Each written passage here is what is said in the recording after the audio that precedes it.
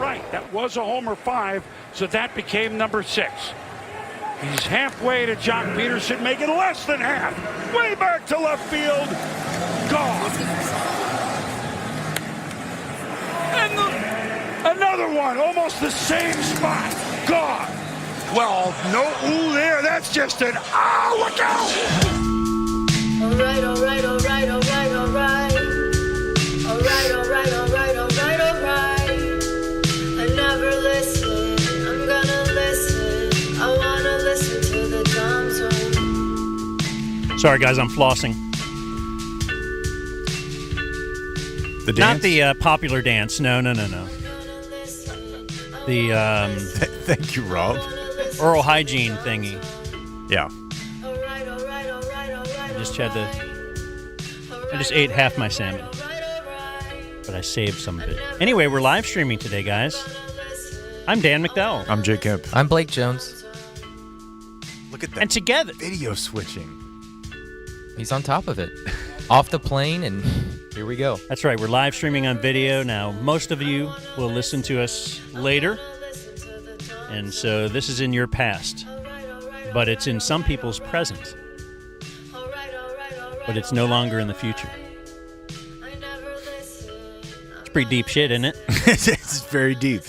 Whoa, what are you all dressed up for? Look at Jake.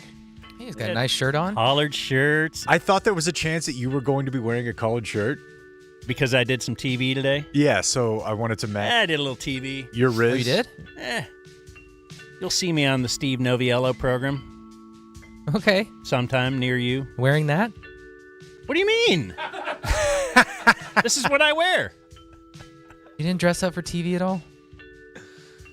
You get me. If you want me, you're going to get Look this at him. experience. He's not going to change.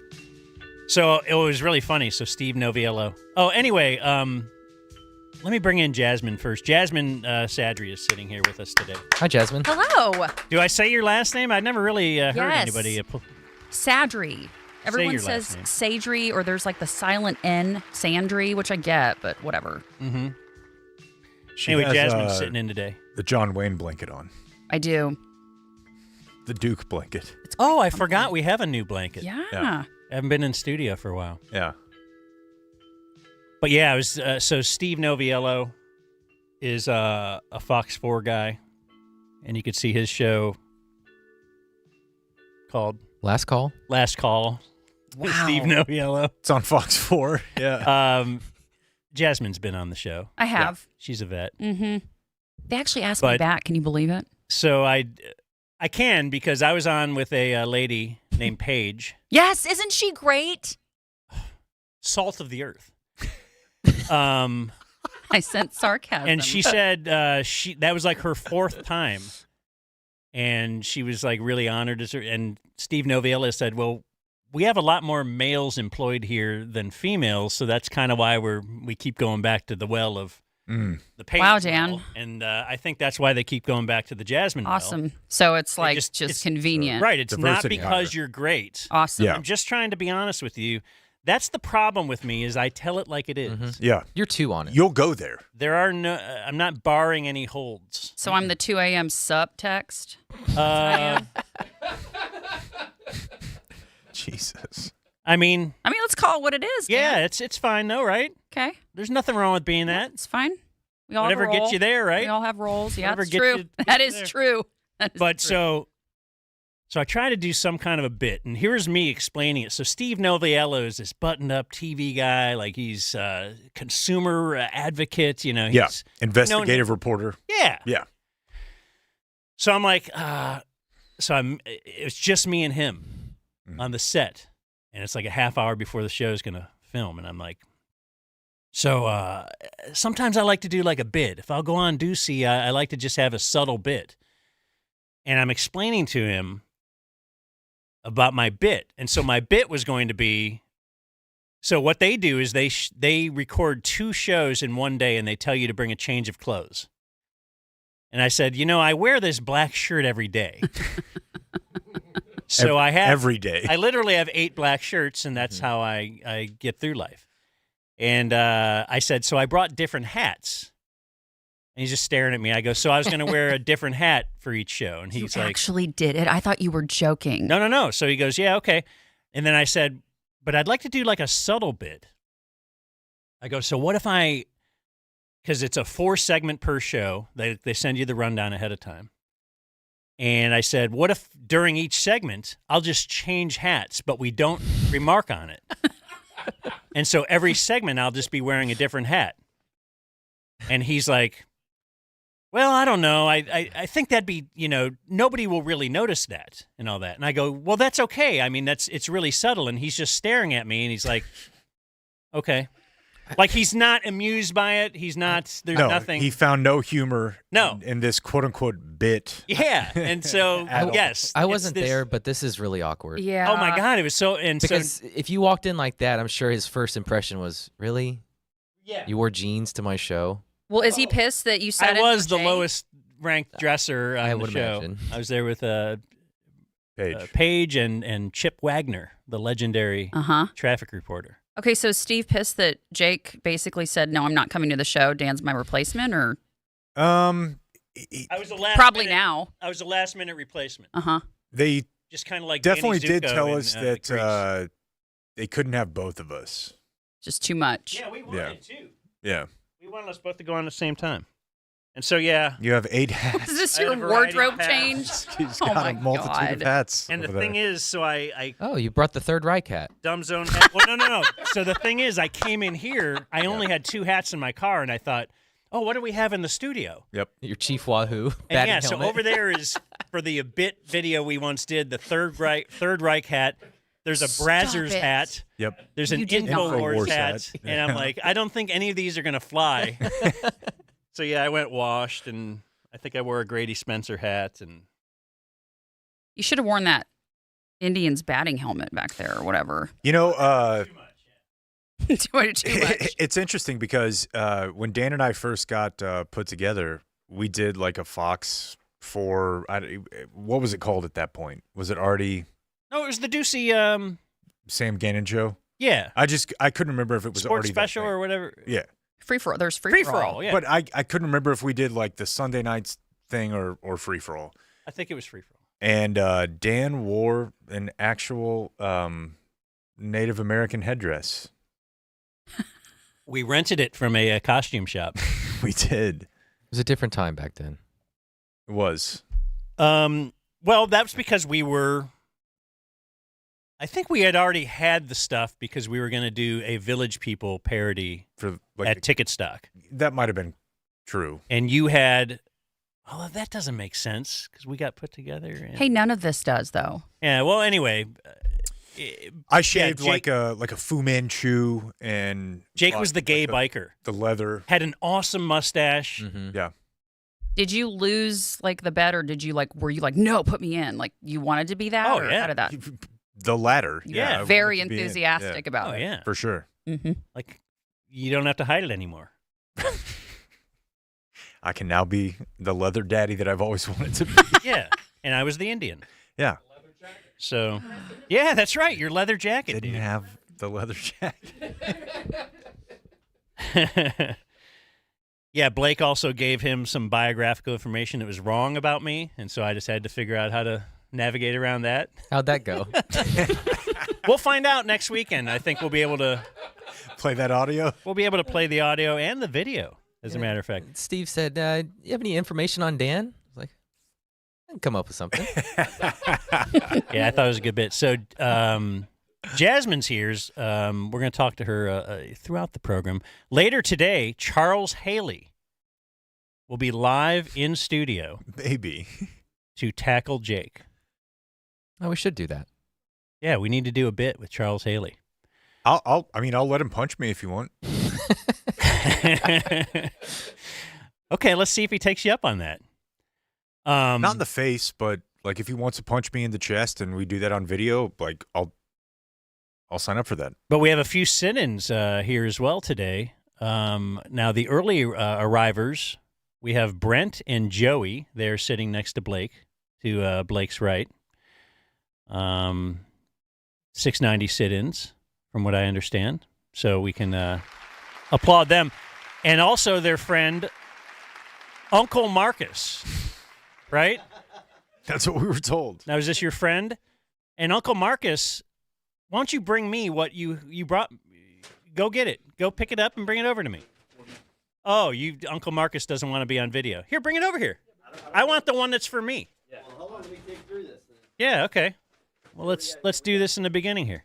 Looks like some to go food. So these much guys got food. Hooters to go.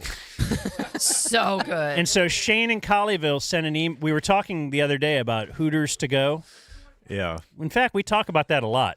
quite a bit. And remember, I had the wonderful idea of what if Hooters did delivery and they just had a Hooters girl deliver it to your house? That would make Hooters to go a lot more. Yes, look at that, Dan. So this is the fish sandwich that it's legendary.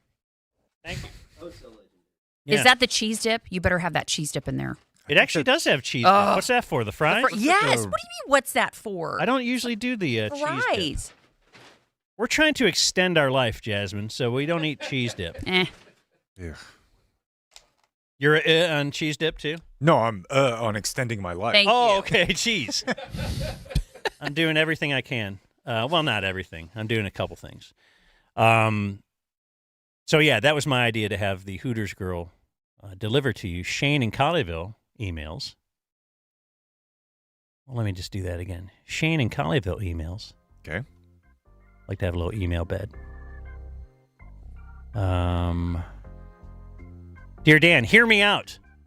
A DoorDash service that will deliver from anywhere the regular DoorDash will, but every driver is a Hooters type girl. I present to you HorDash. Oh. Okay. Okay. I'm leaning in. Now go make $1 million, buddy. Love, Shane in Colleyville. I mean, I suppose my first response is just, you're only going to see him for a second, so I don't know that it's worth the upcharge. Isn't that all it takes, though? That's all you need. Yeah, I was going to Are say. you just Not much, maybe you're just, 30 times that. you're just jacking off the second Whoa. they deliver your burger? Like, what is? I mean, it'll make it awkward, but That sounds really it's dirty. just- That's HorDash Premium. No, yeah. Yes, it's see? for, Okay. Fair enough. spoken like a. it's just for the entrepreneur. bank. It's just to store it. I don't know if the bank is doing well these days. The Spank Bank? Why? What? Just storing memory? You think nobody Why would you? goes off memory You can have whatever you want on your phone. during a blackout or something, maybe? If that's the first thing you're Those- worried about during a There's blackout. people in Houston The freeze without power. I guess they're, you're right. they're down there, yeah. barrel victims. You got to do something. They're having to watch some lady float by. Oh, Jesus. What'd she look like? Fair. It doesn't matter That's at that fair. point. Well, that's That's true. fair. That's It's your flood only hot. option. That's fair. Hurricane hot.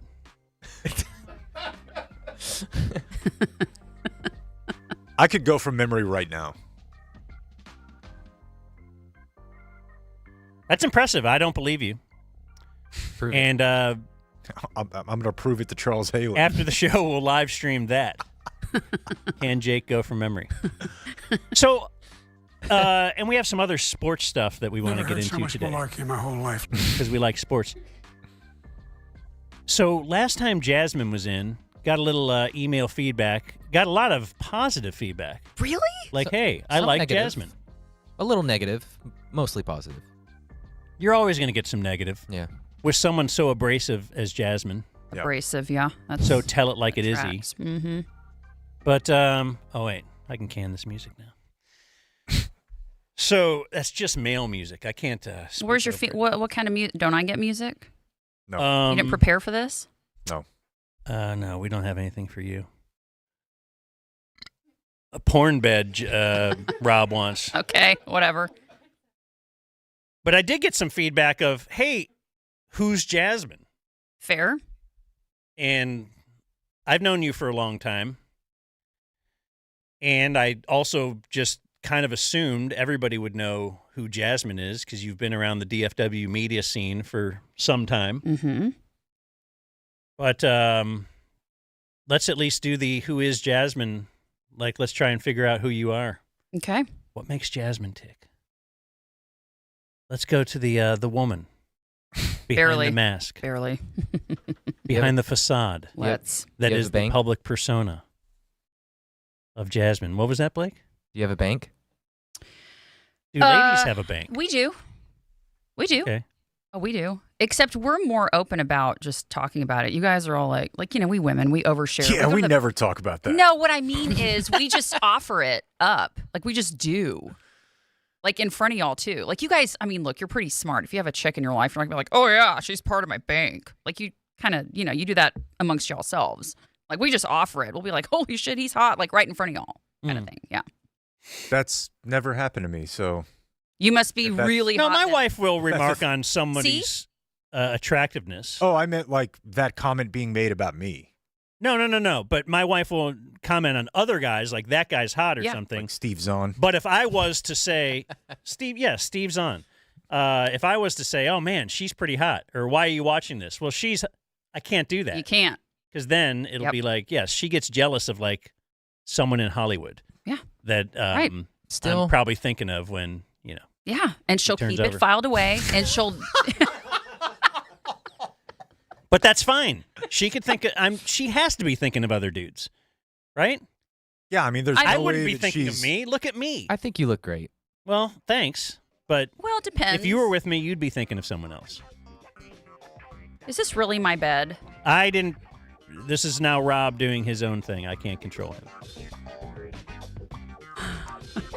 I think he's just asking you where you worked before and stuff. I think, Oh, yeah, I think yeah, this yeah, is yeah. where it was Sorry. supposed to go. Yeah, Jake's right. Well, I guess it depends on what variation. So Where'd you start? When 1190 was Fox Sports Radio. Really? Years ago. And Was Gribble the PD? no, it was, oh my God, I forgot. But Tommy Daniels was doing the morning show there. And he was like, hey, you seem like you want to do this. And I'm like, yeah. And I was at UNT at the time doing like a dual, there was like a broadcast journalism department. And all we had was print, radio, and TV. And so I had to do an internship at each one. And so I'm like, well, I've got my radio one left. And he's like, come on over, just intern here. And then I just fell in love with it. I really, really loved it. And the rest is kind of history. So I started there at 1190 in 2001.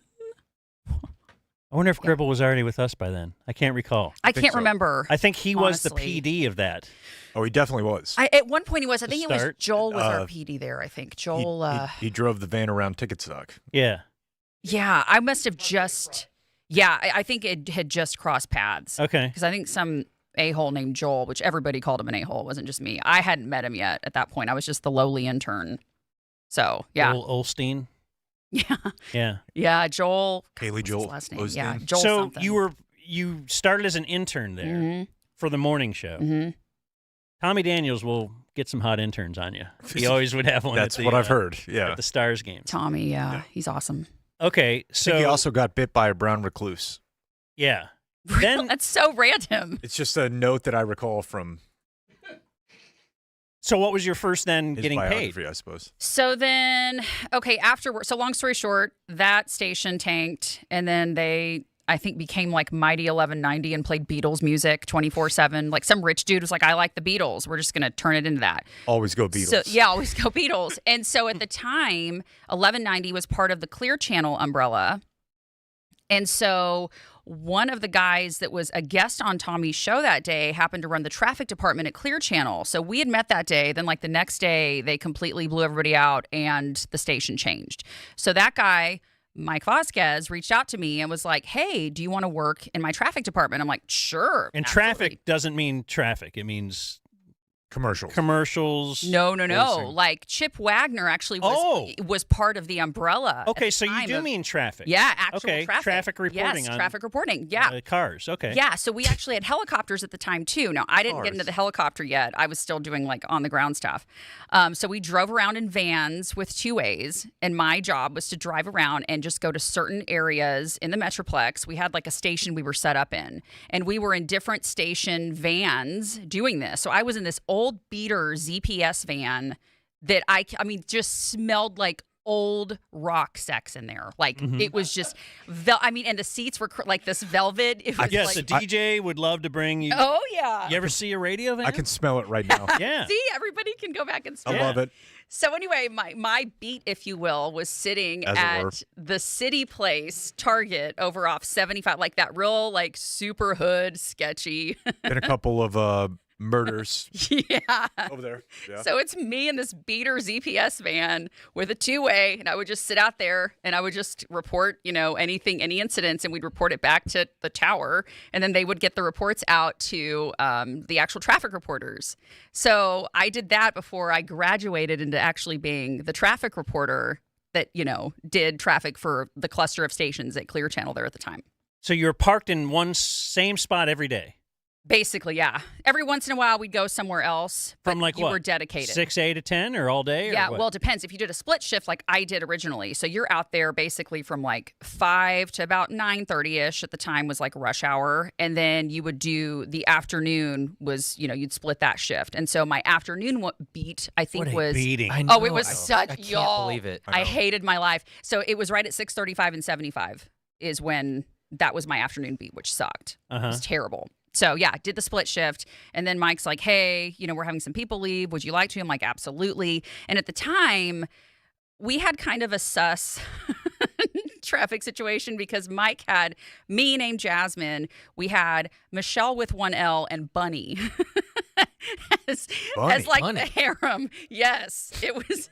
Harem. It was, yeah. So it was you like were a the traffic traffic harem. reporter at this time now? At that time, I was. Now you're going on a variety of radio stations? Correct. So I would just drop her in the cluster. So the cluster, we had like Kiss FM. What was that CBS, company called?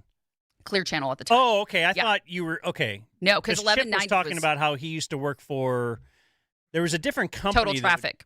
That would contract out Yes. to radio stations. So Total the same Traffic. person would be doing traffic on the ticket, Yes. but they would give a different name on BAP. Yeah. So Total I've heard that Traffic. before, for sure. Yeah. Right. So Total Traffic started when I was there. Have you used different names then on different stations, or would you always be Jasmine? Once. And so when Kiss FM was doing the big rigatone, this was probably 2000, let's call it 4.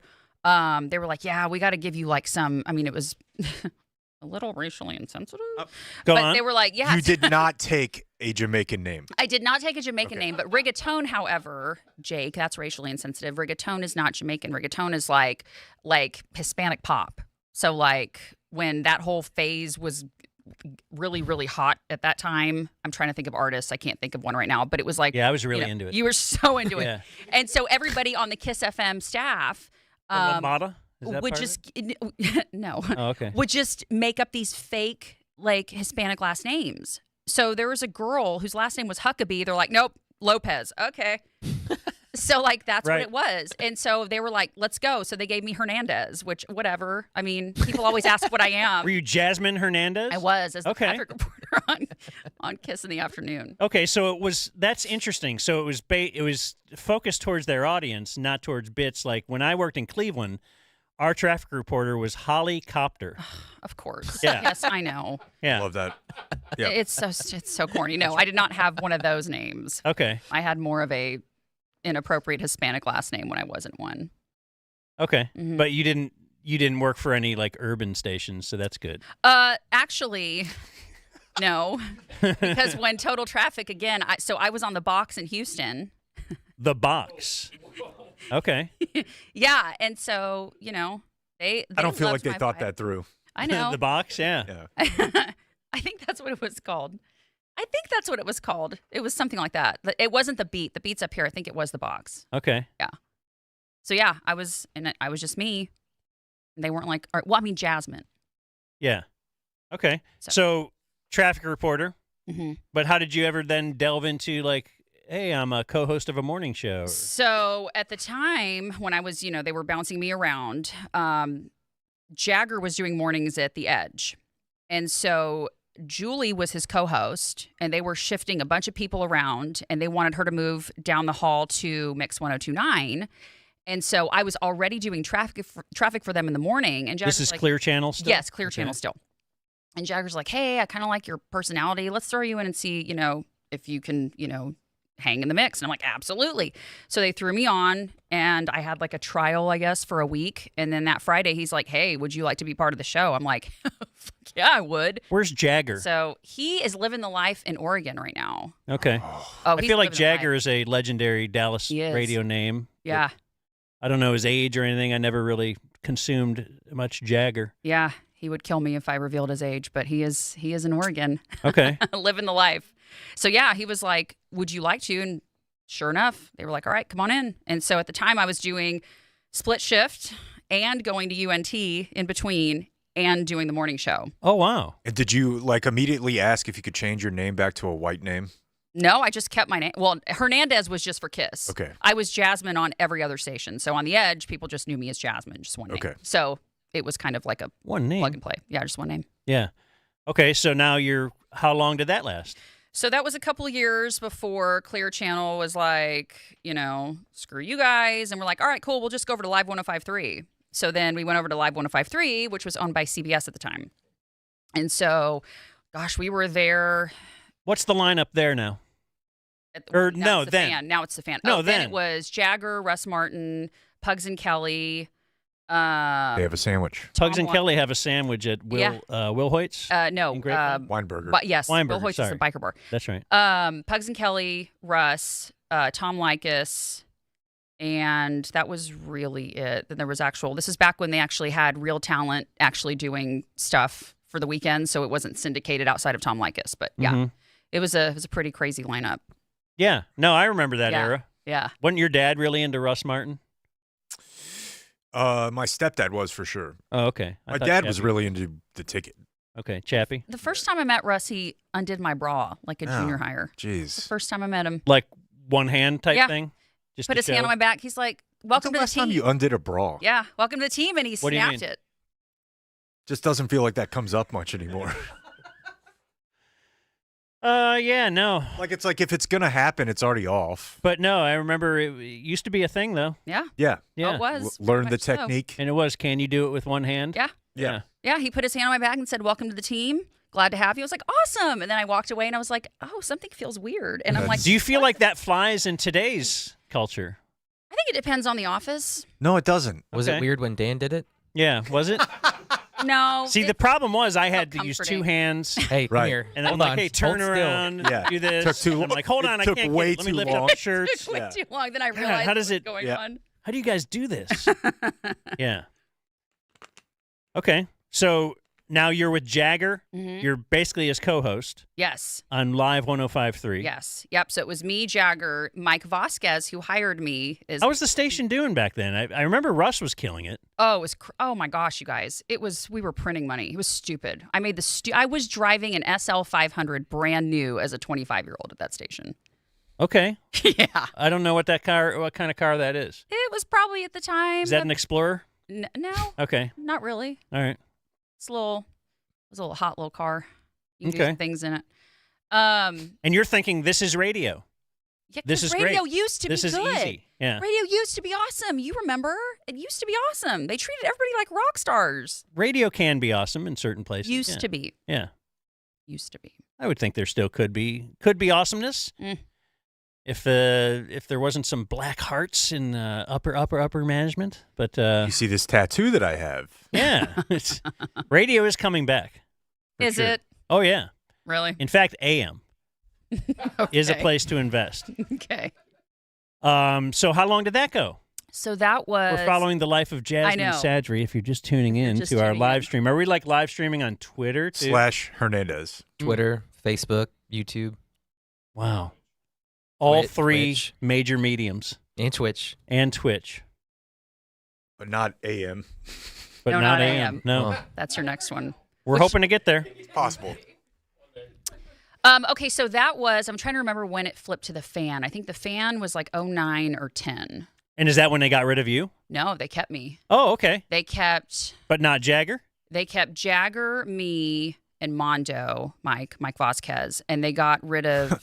Mondo. Yeah, we called him Mondo. Because he's just huge and his personality's huge. Okay. We loved it.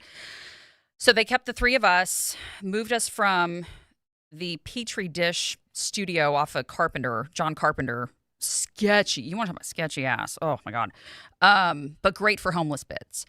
When we can do them. Then they moved us over to the Fitzhugh building off of 75, where all the corporate suits are. So we had to act all, whatever. And so we were there. They were building us a new studio. I'm trying to remember all this. This is ancient history. So anyway, long story short, they kept us. What year are we looking at here? Probably still 2010, 2011. Then I can't remember when they brought in Sean and RJ, but they kept me with Sean and RJ.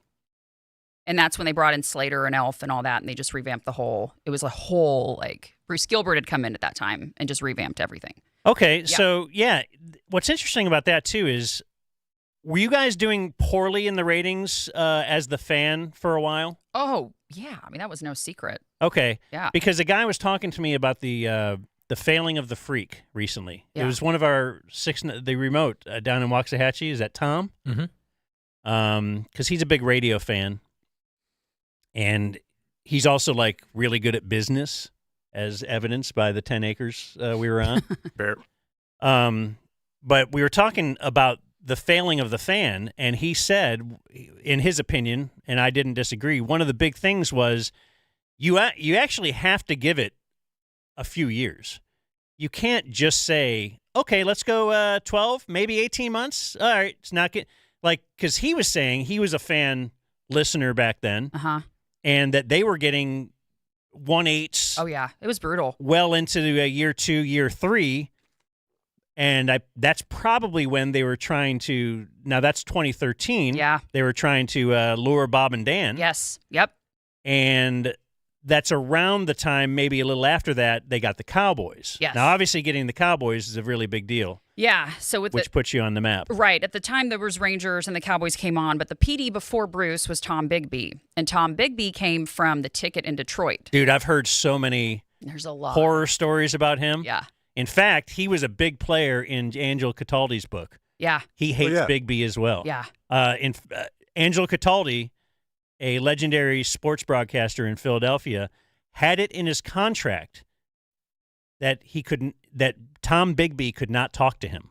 Yeah. Oh, I'm telling you, it was crazy. He was not allowed to talk to him because he was so mean and such a jerk. And I understand his style was just to scream at you and humiliate you. And Oh, and I don't know what the point of that was. Well, and you know this. Everybody thinks that the Dallas sports radio market, anybody that comes from a different market, they can't wrap their brains around. You're in Detroit, you've got angry, passionate sports fans in Detroit, in Philly, in L.A. You're not going to get that in Chicago. You're not going to get that here in Dallas. You're not going to get the blow up the phones. And this is the kind of guy he was. If there's no phones lit up, no one's listening. So he'd be like, you guys, I think, what year was it when Warren Sapp was on Dancing with the Stars? I remember this. He berated, I want to say it was either Gavin Dawson, because he was on our lineup. It was Gavin Dawson, maybe one of the shows. I can't remember. But he was like, how dare you? You guys went all morning or all day and didn't talk about Warren Sapp on Dancing with the Stars. And we're like, because no one gives a shit about Warren Sapp on Dancing with the Stars. And that's not the demo we're talking to. So he would get in his craw. If the phones aren't lit up, that means you guys suck. And it was awful. It was brutal. But the only reason he talked to me was because he loved my car. That's it. That's it. I'm not kidding you. I'm serious. But he hated almost every guy. And you're all hot and stuff. That's usually better. Back then, everything sat up. It did. So were you there when the ratings started getting better? No. I was. So we were in this weird position at that time. So it was. Or they got rid of you. That's why the ratings got better. That's what it was. Yeah. So direct they got correlation. So they got rid of Slater, me, then Sybil, and then. Oh, was that Elf and Slater? Yeah. Okay. Yeah, they were up against Bob and Dan. Yes. Yep. And so you guys were mopping the floor with us. It was. And we knew, look, you're not, like you said, we're not going to come in and do anything to a heritage brand that the Ticket was, right? And so when Bruce took over after Tom Bigby, which you guys obviously know, Bruce is a huge fabric of what the Ticket, built the Ticket and what it was. And I would not be here without Bruce. I know. He's the one who. That's right. Yeah. Yeah, he brought you down. And so he said to us when he came in and, circled the wagons and said, okay, guys, look, we're not going to beat the Ticket. but let's at least beat ESPN. And ESPN barely had a signal and barely had anything then. So we're like, Yeah, all right, so cool. let's make it realistic. Let's Our make it goal. realistic, right? And let's, you know what? Let's just keep, forging ahead. Don't look at the ticket as a competitor because you'd be a fool to think so. Just look at them as, hey, they're really doing great shit there, and hope to be, a little piece of what they're trying to do here. Now, we would never fully emulate it because you can't. What the ticket had was magic. It just, it just was. Right. And so, yeah, that was the directive. Just beat ESPN. Yeah, and I think that should have been the fans' mindset as well. I don't know if it was to beat the ticket or whatever, but from what I understand, their mindset going in was just that, music is fading. The ratings of music radio is fading across the nation, and I really see that because I have satellite radio. I don't want to brag. But, Boy, you're rich. Those Grapevine Ford, Prosper Ford vehicles, I mean, geez, they come with everything. And their thought is, all right, why am I going to turn on a music station in Dallas if I could turn on my 70s station on satellite radio? Or just take a look at any 20-year-old right now. Yeah. What do? Yeah. You plug in your phone and you're just listening to Spotify or whatever. Yeah. So I truly do believe that talk radio is going to survive. Because it's original content. And it's kind of like, right, and it's kind of like sports, though. Yeah. On TV, to where it's still, even though the pie is going to be split up, way more than it used to be, it's going to be the one thing that's going to, we can still be here and still kind of be what we were. So, yeah, I don't think, I don't predict doom and gloom for the ticket in the future just because I think talk radio is something. And I think the Freak, could have been, had you given it more time and all that kind of stuff. But I do believe in talk radio. Yeah. I think my thought on it, like I've told you before, is just the delivery system. Go on. Like it might not be AM, FM. It might not be like the Sports Day Talk app, but live, local. I think it's just a matter of how you consume it and how you produce it. Because podcasts are a big thing, but live or local podcasts, that's what we're kind of trying to morph into a little bit. But there's something to breaking news, and where can I Trump got shot. Where can I hear about it now? Cowboys had a big thing happen. I know I can go to the ticket for that. But the local podcast, that's not really, if it's not live. Right. So I think that's it's close, but it's not quite the same. Yeah. It's not, but going back to what you're saying, original content is what people want and love, and these giant media companies insult their listeners, their consumers, their viewers, whatever that may be, by either plugging and playing sterile syndicated shit that nobody cares about, or insulting people to think that they're actually on the radio listening. Hopefully this DJ will tell me what this song is after 16 commercials when I can just, I don't know, go to Spotify or something myself and do it. It's just original content isn't there. And it still is with talk radio, especially sports. Okay, so my last question is, I don't really understand, like, the sleeves of your shirt. Oh, so it's got thumb holes. Yeah, I've seen that before. Yeah. I've seen it. I'm not understanding it either. Yeah, it's just thumb holes. It's just a to look. be a bit. It's a Kinda look. weird. Yeah, it's just a bit. Yeah. Are you going to outbit me now, Dan? No, that's not Cool as my your hats. No, I'll be changing my hat pretty soon. It'll be wild. You won't even Wacky believe and it. wild. It'll be crazy. They are That's weird, though, right? Not my last question because we're only in 2013 or so for you, Okay. right? Yeah, You're ish. still. Yeah, 2013. When do you end up leaving there? So then I left, well, when they blew all the chicks out, that was Whoa. probably 2014-ish. And so then I did a short little wee stint at ESPN Radio in San Antonio. And then... With who? What were you doing? Well, I was They just... almost certainly made you go to Hernandez for that. No, see, you would have thought, but they did not. And now listening it back to me, all I can think of is Aaron Hernandez. So I'm really messed up right now. I hate that I even used that last name. Yeah. So that would no, I did that remotely up here. So I was just their Cowboys. I covered their Cowboys stuff because obviously San Antonio is a big Cowboys town. So you still worked for Clear Channel then? No, that was they were. You're just like a by- correspondent on your own. Basically, not on my own. I forgot. It was a small little company, but it was like, all right, yeah, ESPN, whatever. So did that for a little bit. So they got rid of you. Did they get rid of Jagger too? Yes, because that was when Sean and RJ came in. So I was working with Sean and RJ at that time.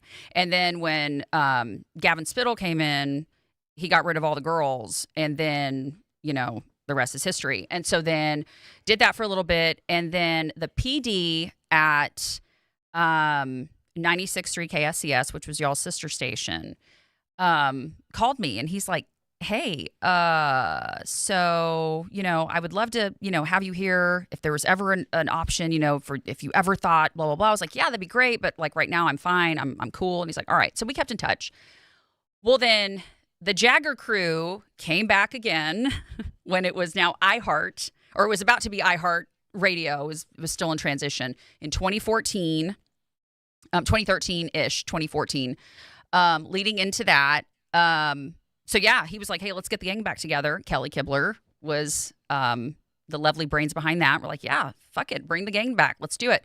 So we were there for about 2 years before management's like, hey, so we think we'd just like to syndicate it out of market. We're like, oh, okay. Mm-hmm. So then here comes KSCS PD again calling me. He's like, hey, you think you'd like to do this maybe again? I'm like, all right. And this is before anything even happened there. So this was like completely coincidental. All right. Well, then, long story short, things fell into place. They shifted some stuff around at KSCS, and the rest is history. And I came and joined KSCS with Hawkeye and Kaylin. Okay. Yeah. So I saw the golden parachute there, and I left, and I went over to Cumulus. Okay. And you did the morning show with Hawkeye for a while? Yep. That was 3 years. And then I left in 18. And then. Are you a country music fan? I do love country. I grew up here, so I love it, and I knew it. But you can kind of just plug me into anything. I just kind of. I'm not one of these people that I'm like, no, I will not do this. Like, you probably could plug me into KLTY minus my mouth. Is Hawkeye a little handsy? Did he unhook the bra with one hand? No, he did not. I feel like Hawkeye is on my Griffey list. Yeah. Really? That's Yeah. interesting. I just feel like he's pure. Doesn't sound like she agrees. I feel like he's pure as the driven snow to me. Well, I really like that guy. He is very pure. Yeah, he's a great dude. He's super. But he's also like he's got one foot in the comedy scene too. So he's seen some stuff, but yeah, he presents very like. No, I just mean him as a person. Yeah. If you learn some sordid details about him, I would be crushed. I would be devastated. He just seems. You'll be my first call if I hear anything. Okay, yeah. No, Promise. you want to devastate me? That's No. terrible. No, I don't want to devastate. I'm saying but if I hear, do you know the Griffey Bonds list? I do know the Griffey Bonds list. Okay, yes. yeah. So if I hear Jake got arrested, I'm like, yeah. That's it's whatever. Jake. It tracks. It's Jake. But Checks Hawkeye, I'd be like, oh my gosh, no. You didn't get him in a sting. No, I don't know. I have no qualifiable anything dark on Hawkeye, but I'll look if you want me to. So you worked with him, Mm-hmm. then you leave there. I left there. I know you did a podcast with Bruce's wife for a while. I did. We did for a while, but then life. You know how hard it is having to do your own shit, do everything. I don't do your anything. own- Blake does it all. Yeah. Blake does it all. And so we just we're like, all right, let's just shelve this for now because we just had a lot of stuff going on. And then Cumulus Westwood 1 came calling a couple of years. Let's see, 2018. So let's call it 2020. Right before everything with the pandemic hit. So they called in like March, right before everything stopped, like early March. And they were like, hey, would you like to do this syndicated show? I'm like, yeah, why not? And it was all remote at that time because then COVID happened. So that was there for about 2 years before they blew us all out because of vaccine mandates and stuff. So then after that, I was just kind of like, cool, let me freelance some shit. And then, yeah. Should we bring our guest in? How long has he been here? He just got here. He just got here? Yeah, we have Charles Haley here. Yeah, listen, he trumps me all day. And we actually, so we have, we got this new studio, which is really sweet, and we have a green room and everything. You're very elated about this green room. Yeah, so no, we just haven't used it yet. He talks about it a lot. Yeah, you really do. And all I want to do is like test the green room out. So I want to sit him down in there for a couple of minutes. What? You tell a girl test the green room out. Well, no, that's, I feel like she's got some history that's there. The That casting was a couch, right? PTSD. Yeah, that kind of stung a little bit. Yeah? Sorry. Our sit-ins are passing beers around. If you'd like Love to, I overheard it's Tall Boy Tuesday. Tall Boy Tuesday. Yeah. Uncle Marcus is into it.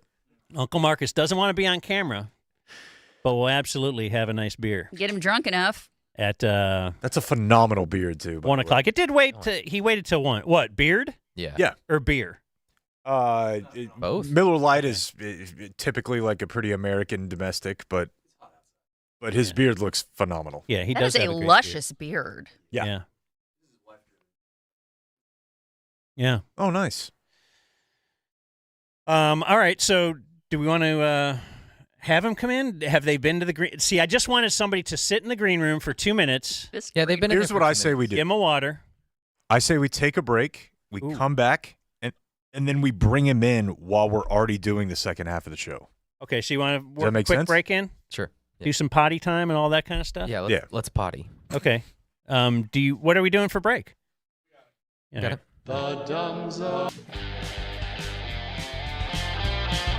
You're listening to The Dumb Zone. You're listening to The Dumb Zone. Give me one of these. The Dumb Zone. The Dumb Zone. The Dumb Zone. The Dumb Zone. The Dumb Zone. The Dumb Zone. I ate as much as that Hooters fish sandwich that I could during the break. Do you have a gift there? What do you mean? Oh, this is going to be for our in-studio guest. Okay. Want to bring the in-studio guest in? Yeah.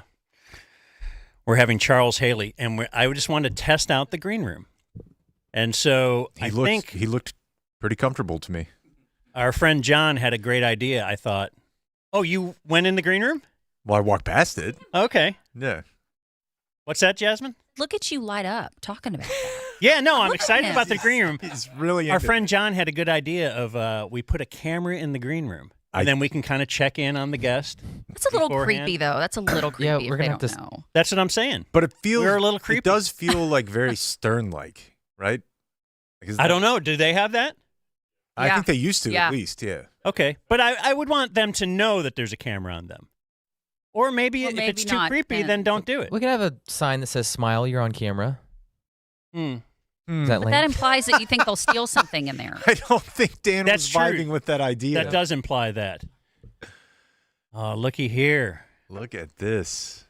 Look how big and kick-ass he is. He is sitting down right now. Hand him those headphones. Can you help him put the head, or just show him what's going on here? Yeah, this is look, he's sitting down right now. Is this the biggest guest we've ever had? Look at how majestic, like size-wise, or Both.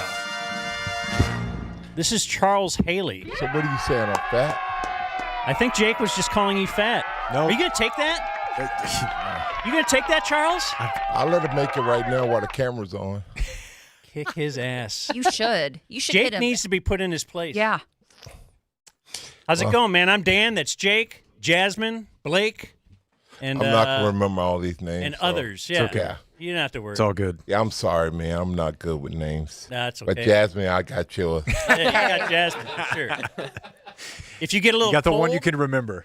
Now, Jasmine has our John Wayne blanket, but we do have a Sinbad blanket behind you. Right behind You you. need to cover the legs or Well, whatever. he just told you I was fat, so you know I got my mean it like fur that. coat on. That's Didn't mean you it got like that that to at keep all. you warm. Yeah. And you- Charles, Dan wants to know what you think of the green room. What? The okay. green room where he was at. Was Did we that a set you up green in a room? green room? What was that? Was that okay?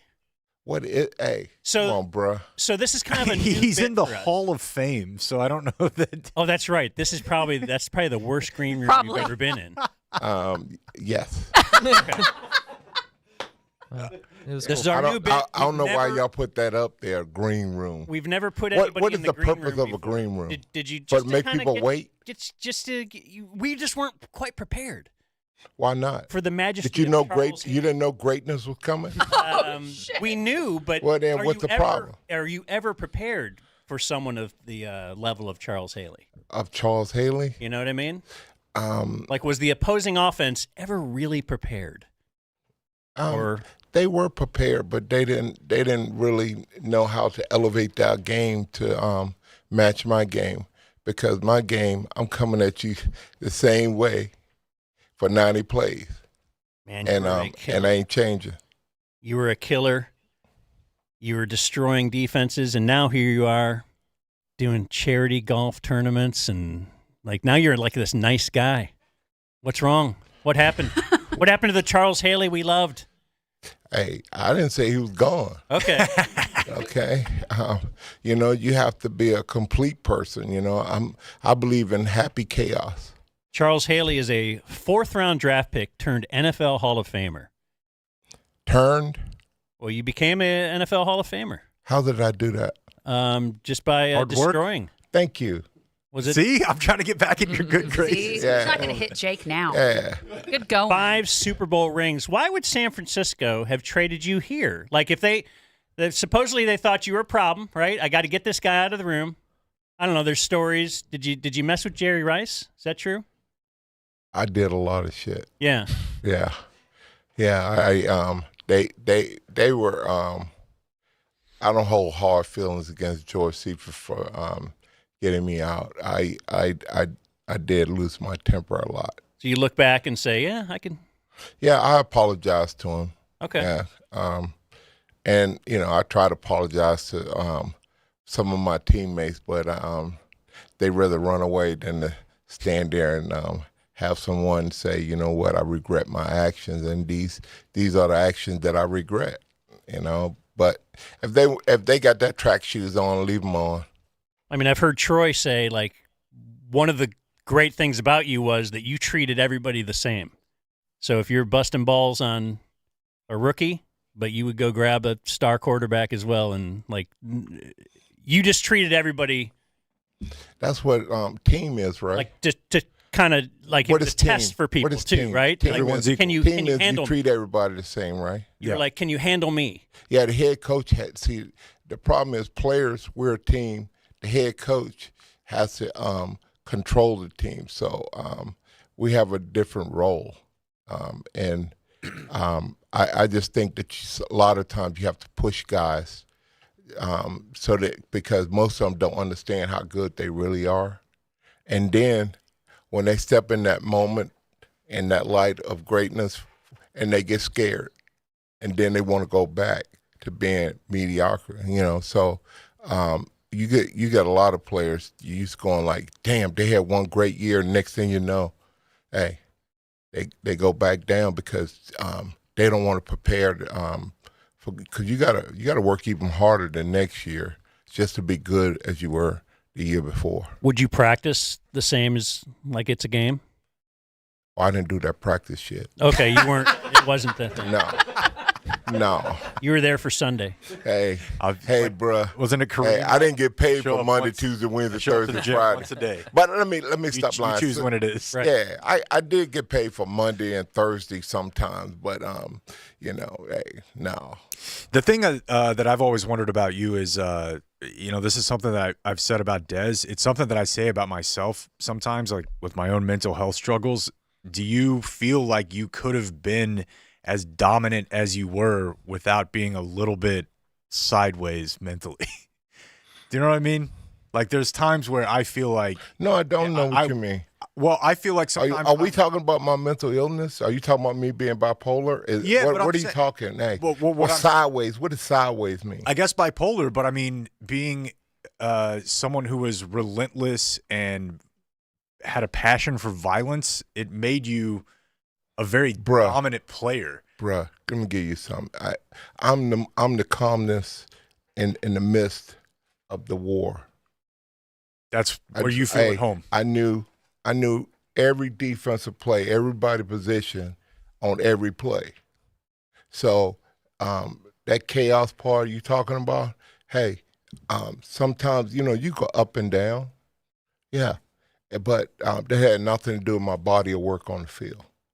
Now, in the locker room or out at practice, if I go out there, hey, somebody step in that zone, you know, that where that arm reach zone, maybe they get hit in the mouth or hit in the balls. But you know what? I'm okay with it.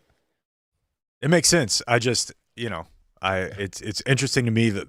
See, you're a type of guy, man, that make guys, people that have mental illness, don't want to deal with it when you say you know. Hey, trust me, I talk about it a lot. Well, you know the way you talk about it, because you know what, mental illness struggles, man. I do a lot of work with that, and it's hard. And it's been inspiring for me to listen extremely to you talk to hard, Norm. especially when you're dealing in the minority realm, where Hispanic, blacks, and other minorities, men. We're taught that men don't cry. Right. Hey, we don't seek help. Put it down. Ever. Yeah. So I didn't know nothing was wrong with me. I just thought that, that's what I was trained to do. I always thought myself as a good Marine. Give me my mission, get the hell out the way. So I had to learn that that's not the best way now. And so I take my medication, and that gives me about 30 seconds or to a minute to think before I react. Now, do I still react the way I used to? Sometimes. And sometimes, I think about it and calm down. But doesn't have to be perfect, though. Well, this part of my life, I always say I'm Martin Luther King. I believe in peace. I used to be Malcolm X. If you touch me, I'm going to knock your teeth out, So, hey, it is what it is. I prefer to deal with it by pushing it all deep inside. Well, you do that. And never... you be you. Yeah, never let everybody it come out. else, you know what? Seek help. Yeah. And yeah, Jake is on board with that for sure. You retired in 1997. No. And then came back for 2 years. Like, what happened? I retired in 1996. 96. And then we're came gone back. For a year. Yeah. And then came back. What was that whole scene? Why? 3 Did we go back to mental health? Hey, no. Oh, okay. Somebody told me they would give me $3 million, so I figured that, you know what, I might then I'll come back. I might can't touch my toes, I might can't run, but damn. $3 million is $3 million. Isn't it funny kids, if you say $3 million now, you'd be like, oh, no, that's that not ain't much. nothing, but Back then. Yeah. Yeah, and then, my daughter was had leukemia. I didn't know how that was going to work. So, you know what? It's called sacrifice. You got a family, you got to sacrifice. Why'd you retire initially? Because I couldn't play anymore. The pain, I couldn't control the pain. I didn't do pain pills or any of that stuff. So if I couldn't mentally control the pain and play, then it's time to let it go. You didn't do the stuff, don't they always talk about they'll shoot somebody up at halftime. Toradol. Terrible. Yeah. What? Toradol, stuff like that. Yeah. Man, bro, Toradol is hey, dog, this might take a couple aspirin. Yeah. That ain't doing nothing. And then what is it? You get injected. Like I used to get injected pain medicine into my spine to relieve some of the pain. I walk out. By the time I walk from the doctor's office to my car, it's already done dissipated to other areas, and the pain is still there. So, why do that? And I did that, and it made my bones brittle.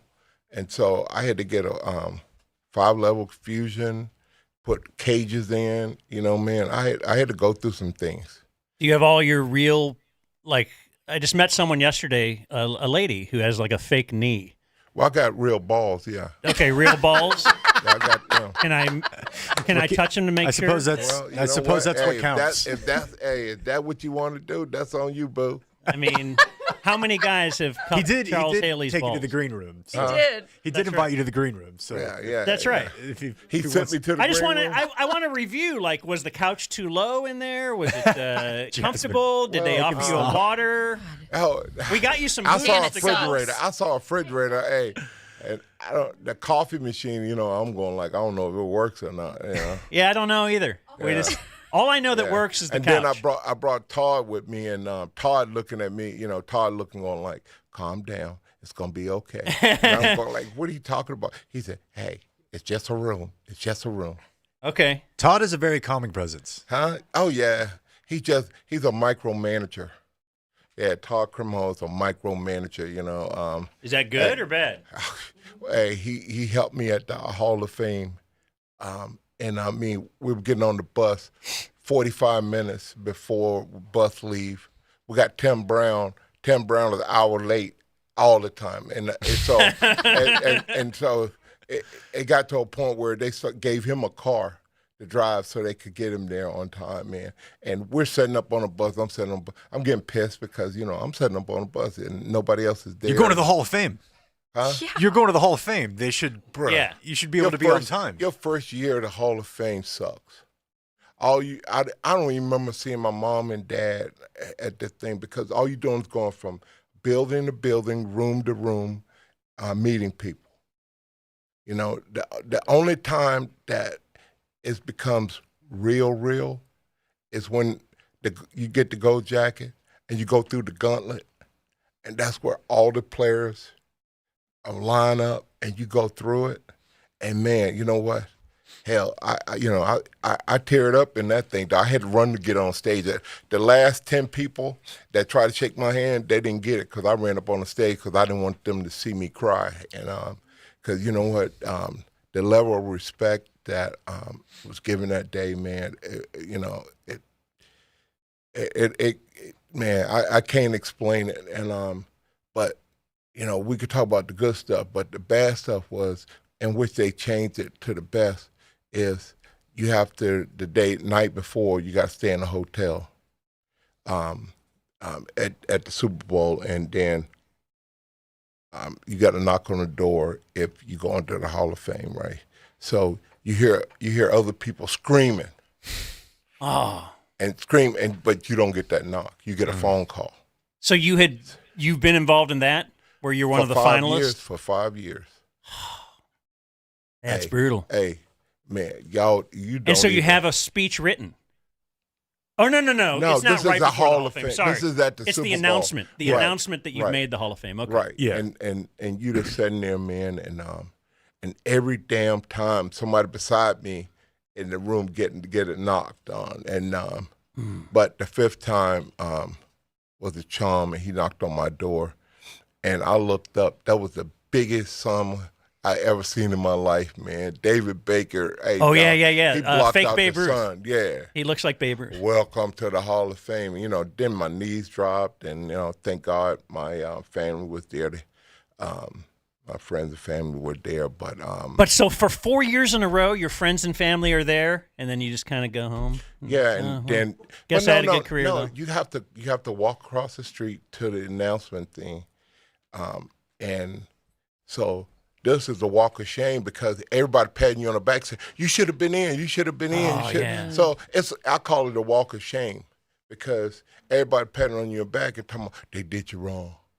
They did you wrong, And what do you even? What can you even say to that? What do you say? What do you say? I mean, that's I don't even know where you would begin.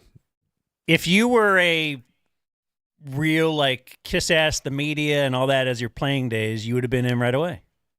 First ballot.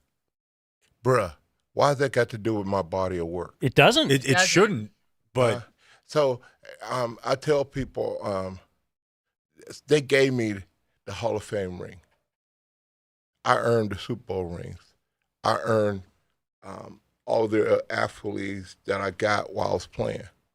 But when you got 50, 60 men in a room saying whether you were worthy or not, then, the hell with it. And you have to have one guy on your behalf really trying to pick Who was your the other guy? guys, right? I had a lady. It was that was sexist of me. What's her name? Yeah, what the hell? She just went into the Hall of Fame from the Cowboys. Was it Shireen Williams? Shireen Williams. Yeah, Shireen.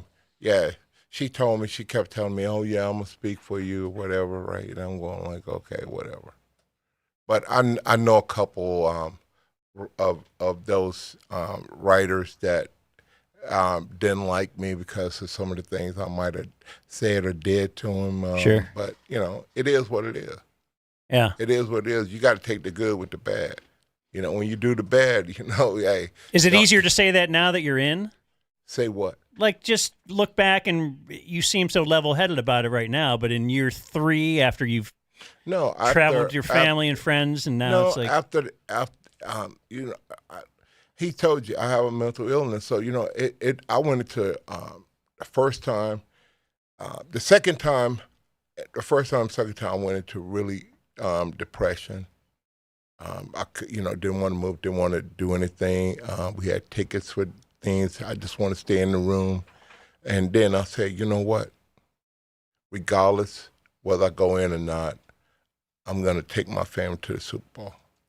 And so regardless of whether I got that award or not, it was more, I had to put more emphasis on family than that award. So then I didn't get depressed anymore. Okay. So, yeah, take a big picture look at it all. Like, hey, we're here. Got free tickets. Ain't My shit family free. can have a great time. Bruh, I was ain't going to shit say, free, oh, bro. it ain't free. Hey, It's man, I not don't know free. what he over there. Hey, You're not getting free I look tickets in to the your game? eyes, You're a I Hall see of Fame stupid a lot finalist? now, man. Damn. What the hell? Man, damn. Maybe you should cut the light off. You had 2 interceptions in your career. That's a lie. I had more than that. What are Okay. you reading, man? Just looking at, probably Pro Football Wikipedia. Reference. What did I? How did Tell me I, how many you had then. I don't know, Okay. but I know. I just didn't know if anything stood out. Like, was it batted down pass type thing, and you catch it up in the air? Like, They might have hit the receiver and bounced off, and Okay. I got it or something like that. it's just odd for a lineman, a guy who with a See, bunch of sacks to you have a gotta- lot of interceptions. you see that you catch me at the end of it where I played linebacker at the beginning of it. I was going to say, this is not a lineman. So you have to. I'm a hybrid. Okay. I did it all. Yeah. You understand what that means? Not That really. means I don't that- understand. that- a lot. You can put your hand that in the means ground or that you can when- stand up. When my hand in the ground, I got very little. I only have a few plays, but when I'm standing up, I got a lot of responsibilities. I have to know, and I knew at the 49ers we had 20 base defenses, 20 red zone defenses, 10 goal line defenses, then special things. I had to know that, and I knew it for every player, every play on the defense, because knowledge is power. And it gave me an opportunity where I knew that this corner going to be up. So if I jump inside, I know I got help outside. So you have to take chances, but you can't do that if you don't know where people at on the field. That's it's why, like a chessboard. as someone who grew up watching you as a kid, You still look like a damn kid. well, I appreciate that. No one else actually says that. I thought they might have a bottle in here for your ass. To me, Micah reminds me of you in a lot of ways. How? Because he's a hybrid, and because he can put his hand in the ground, he can drop, he can stand When you up. seen Michael put his hand in the ground? They did it quite a bit the first year. He put his hand from down to there. Like, he was actually a 4-3 end for a little bit the first, 6-7 games before, I think it was DeMarcus Lawrence got hurt. So to me, I just feel like he's athletic. He has the ability to cover. He has the ability to go get the quarterback.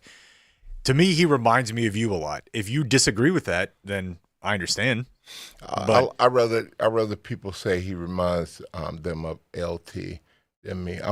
Hey, bro, he's not like me. In what sense? I like the violent part of the game. You don't think he does? I think his arms are short. His arms are short. He got more speed and mobility than I did, and so he's able to use that. But for me, I wasn't fast. I was quick, and so I studied players more. I knew what step they're gonna put them feet together where I can just run over them. Get the leverage, right? And I never lifted weights, and I just think he's more of a LT type of a player than I am, and I studied LT, and I talked to LT all the time, and I always wanted to understand how he could do some of the things he does, and it was, he had a different set of skills that I didn't have, and that's what made him the greatest pass rusher ever to play in the game. Do you think it's weird that Micah has like a podcast where he just talks about his team? Are you aware of this somewhat media controversy? Hey, man. Hey, to each his own.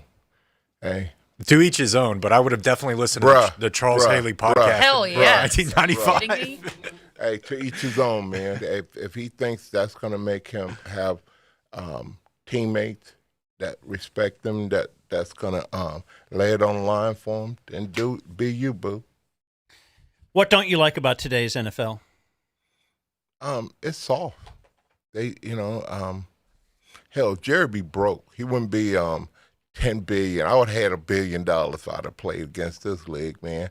It's, first ballot for sure. Hey, and I wouldn't even. I would have played 16 years because they don't chop. They don't. The backs can't hit you like they were doing me.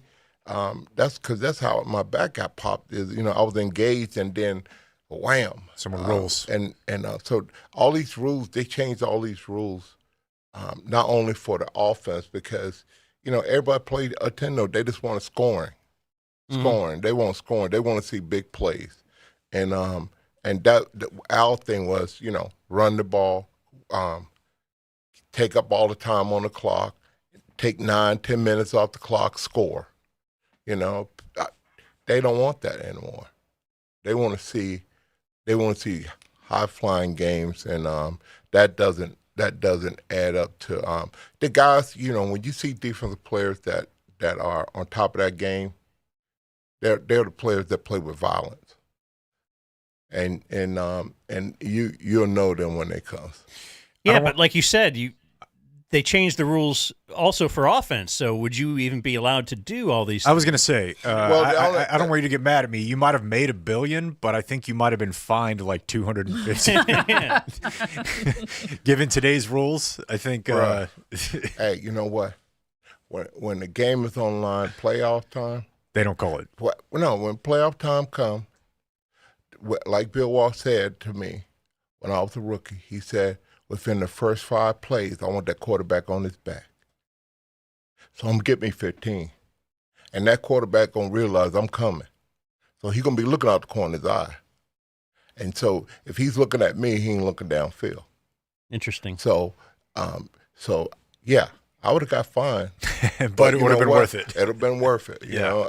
And you have to look at it like that. What are you going to bring to the game that's different, and how are you going to hold your teammates accountable?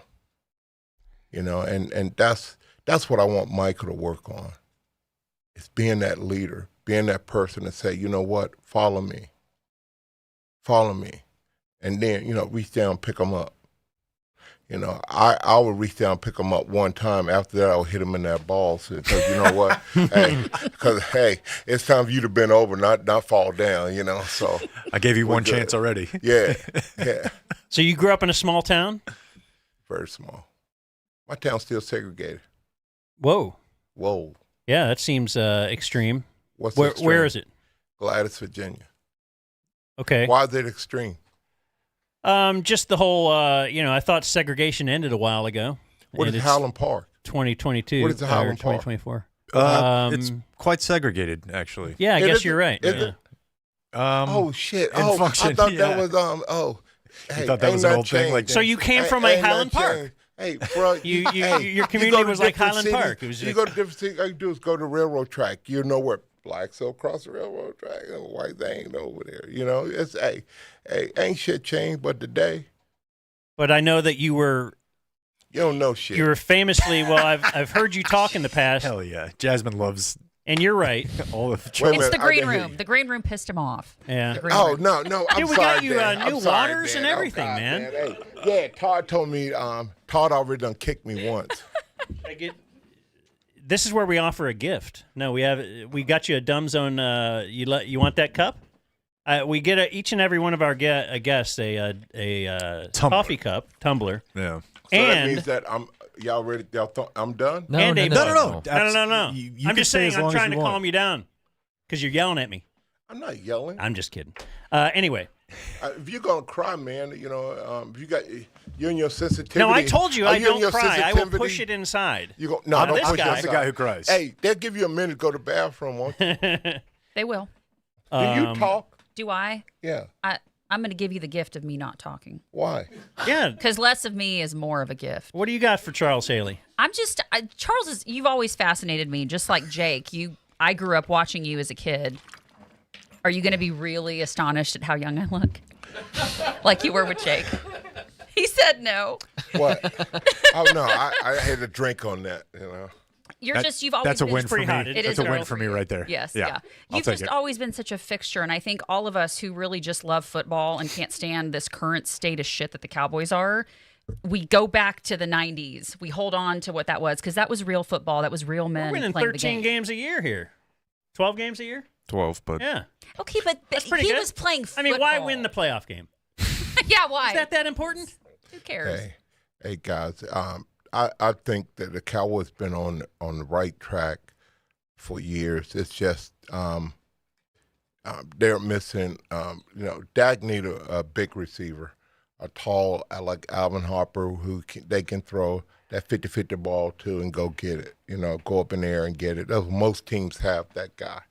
And playoff time come. People don't show up. Dak got to force the ball in because guys can't get open. They get locked up man to man with linebackers and corners. Man, it is, I know y'all guys would like to point at Dak because y'all not students of the game. Y'all don't look at on the plays, is the receiver getting open or is, what is going on? What's causing it? It ain't Dak decision making or it's just players not standing up. When playoff time come, hell.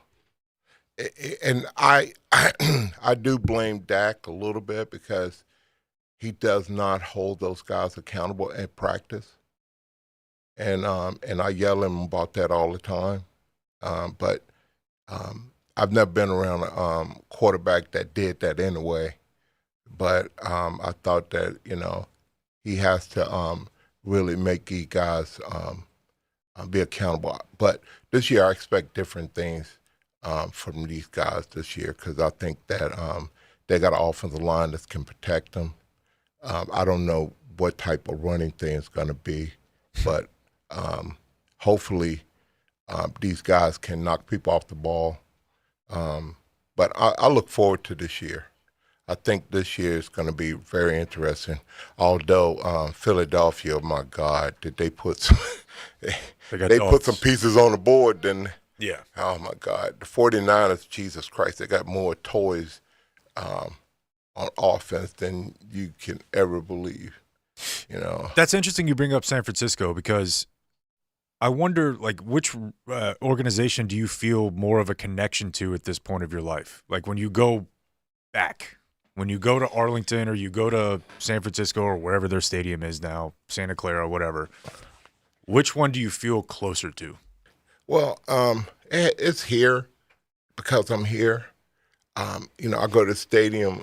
I know the janitors. Mm-hmm. I hug.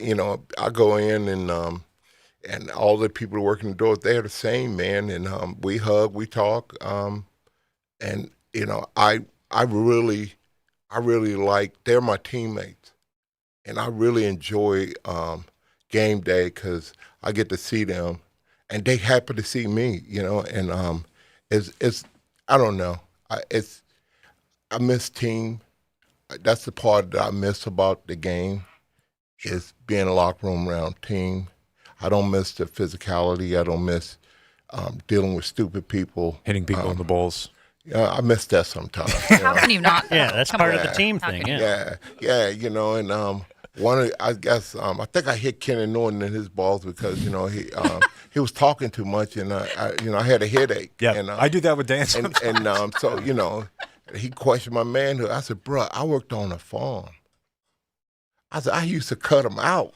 Yeah, so said, hey, this is light work. Yeah, so hitting them don't mean nothing, bro. I cut them out and ate mountain oysters. So I said, "You having a good day, bro?" When San Francisco traded you, did you have extra? Like, were you upset about that, or were you happy? I was depressed. I created the mess, and then I was depressed because it happened.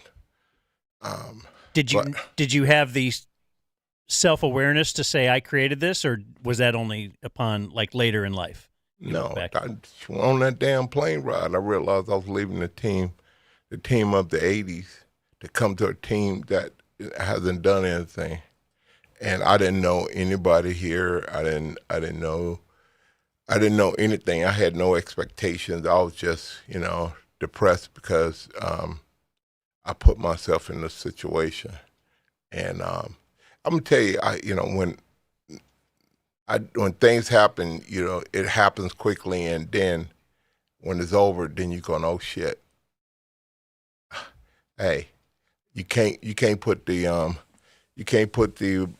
genie back in the bottle, back in the bottle. So, but the great thing is I think if Jerry Jones hadn't met me at the airport when I got off, and took me that long ride to the Marriott that's only a mile away, that took about 45 minutes to get there. Oh my God, Jesus Christ. I knew everything he ever did in his whole life. I'm going like, damn, I'm still trying to forget it. And I'm going like, hey, is he ever going to shut the hell up? I'm going like, damn. Oh, Jesus, help me, Lord. Hey, and he just kept, and then when I was getting out the car, he said, Chaw, look at me. Look at me. I look, he said, hey, I got your back. Then I stared at him because I wondered, did he understand what he just said? And because nobody's ever told me that they had my back. And I'm going like, shit, now I respect this man more than anything. So that evening I go out there, the last preseason game, and all the guys get ready to get cut is out there playing, and I'm standing there, and nobody on the team wants to say hi to me. I don't know, and I'm going like, the equipment guy, he comes up, and Bucky, and I thought that he was a little nervous, telling me that, oh, your shoulder pads came in today or some crap. So I go to the hotel, and I come back the next day, and them fools in there talking about me, and I'm standing in the door. In the jacuzzi thing, I'm standing in the glass door, and they in there talking about me. So 15 of them looking at my face. I guess they might have thought I was a cleaning guy or something, because they kept talking, and I tried to. Now I have to admit, probably 98.5 or 99% of what they were saying was true, but that 1% of lie just hurt my feelings, man. I couldn't get over it, and I tried to break that big door, but it wouldn't break. And then I go get in a jacuzzi tub. I just had knee surgery, probably a day before I came, and I didn't supposed to play that week coming up or practice, and so I got a jacuzzi tub, and trainers, they getting mad because I shouldn't go out to practice and stuff. And the only thing I think about is what my mama told me growing up. She said, boy, respect is not given, it's earned. And I told those fools, I'm gonna earn it today. And I went out there and whooped their ass. And guess what? We all good after that. So, So you heard other players on the team were talking shit about you. Did I say that or not? No, I just didn't know if it was other players. You said a bunch of guys. I said in the jacuzzi. Okay. Remember, Dan's dumb. And these are guys. Oh, okay. Yeah. I'm just reiterating. Okay, So, reiterate then. Yeah, okay. Yeah. How do you like that? Yeah. Good job. Good job. I'll come up with something. Let me talk long enough. It would have been really funny if it were like a lunch. No, but I mean that's shit about Charles Haley. That really, sets it in. If other guys are.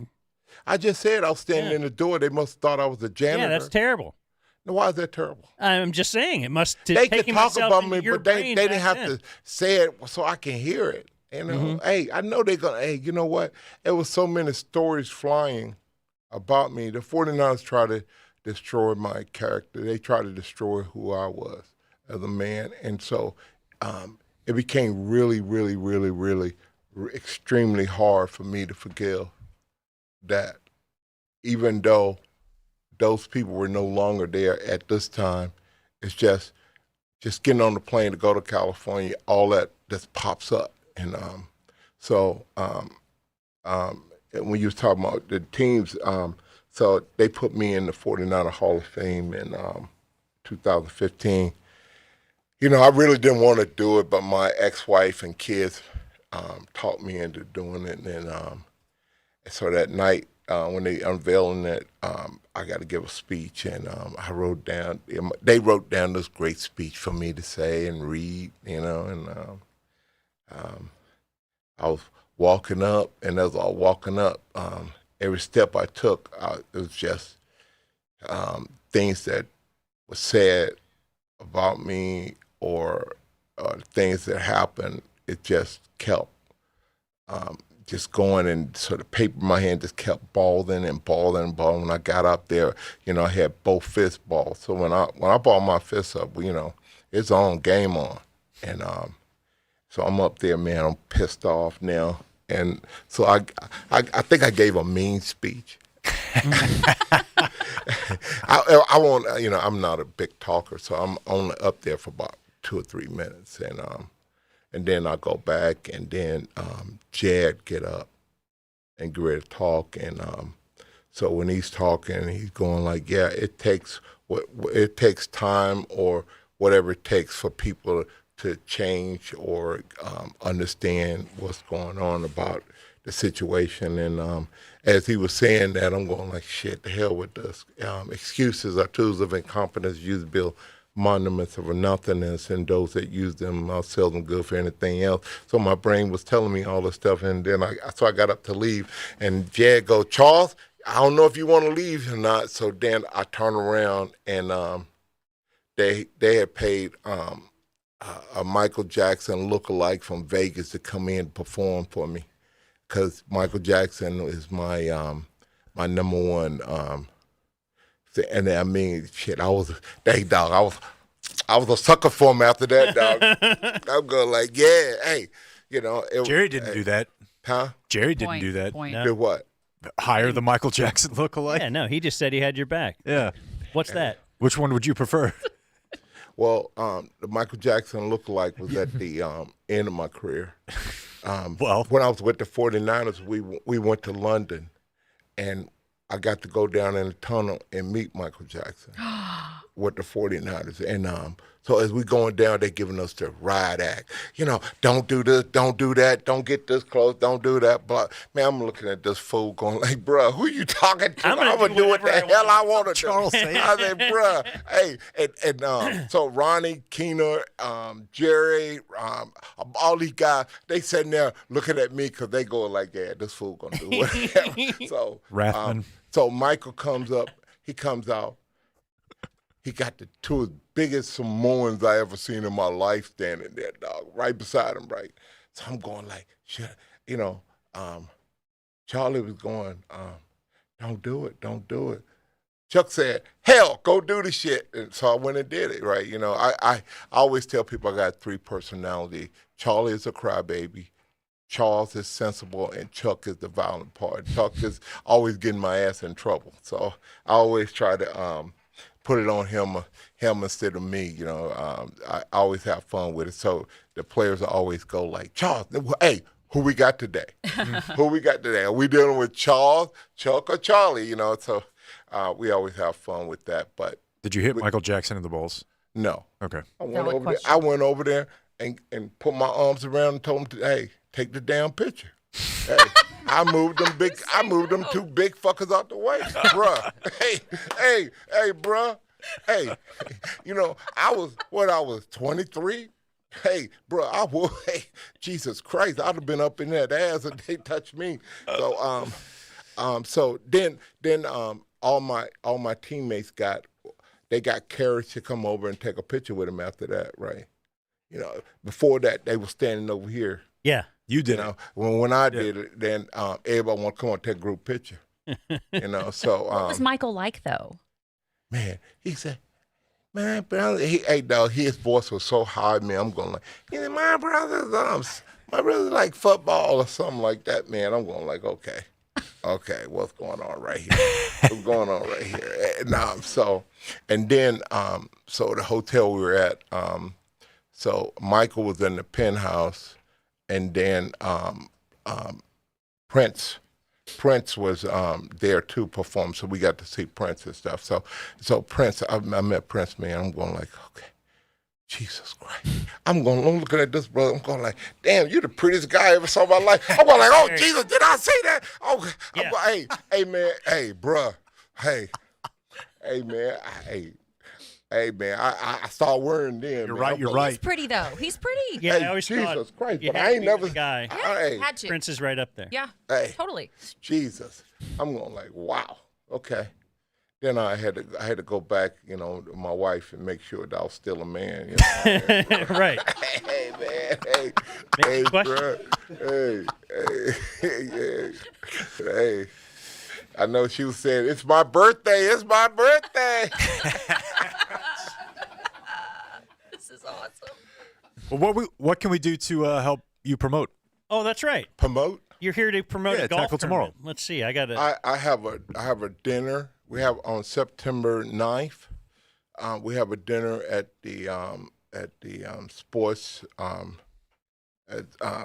What kind of golfer are you? It's up there on the screen, so if people are watching, you can see it.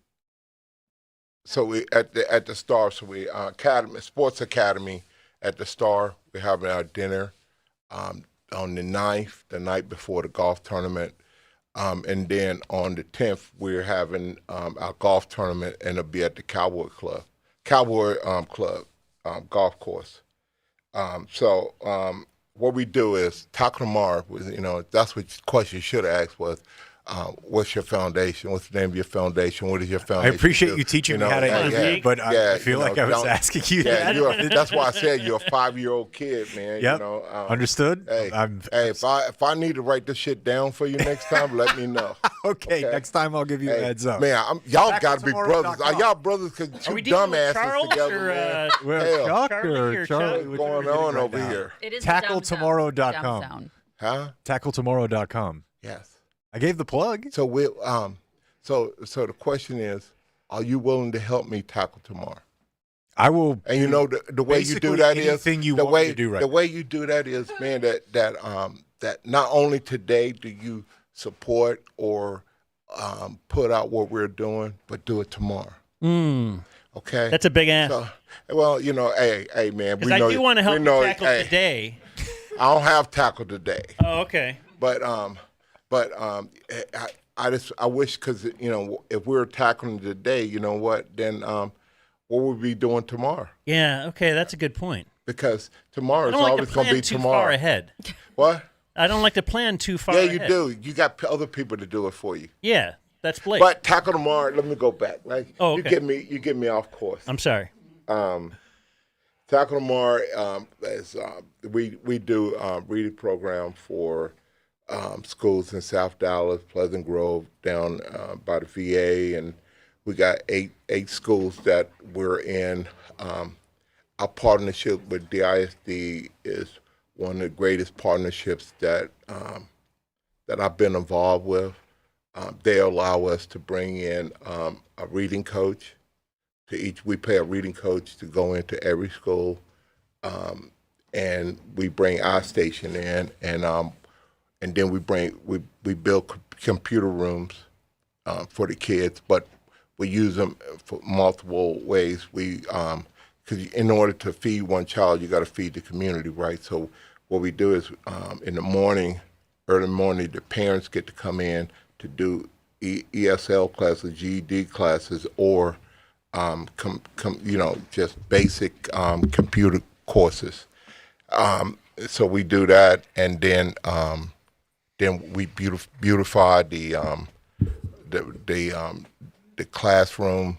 We're rebuilding the library because nobody gave my black ass a book to read, and I want these kids to have one. And we give for that personal library, we give books out twice a year for the kids' personal library. We most of the schools within 2 years, we're moving them up from F schools or D schools to B or A schools, and then we get an influx of kids, and so it goes back down. But the thing is, what we do is successful.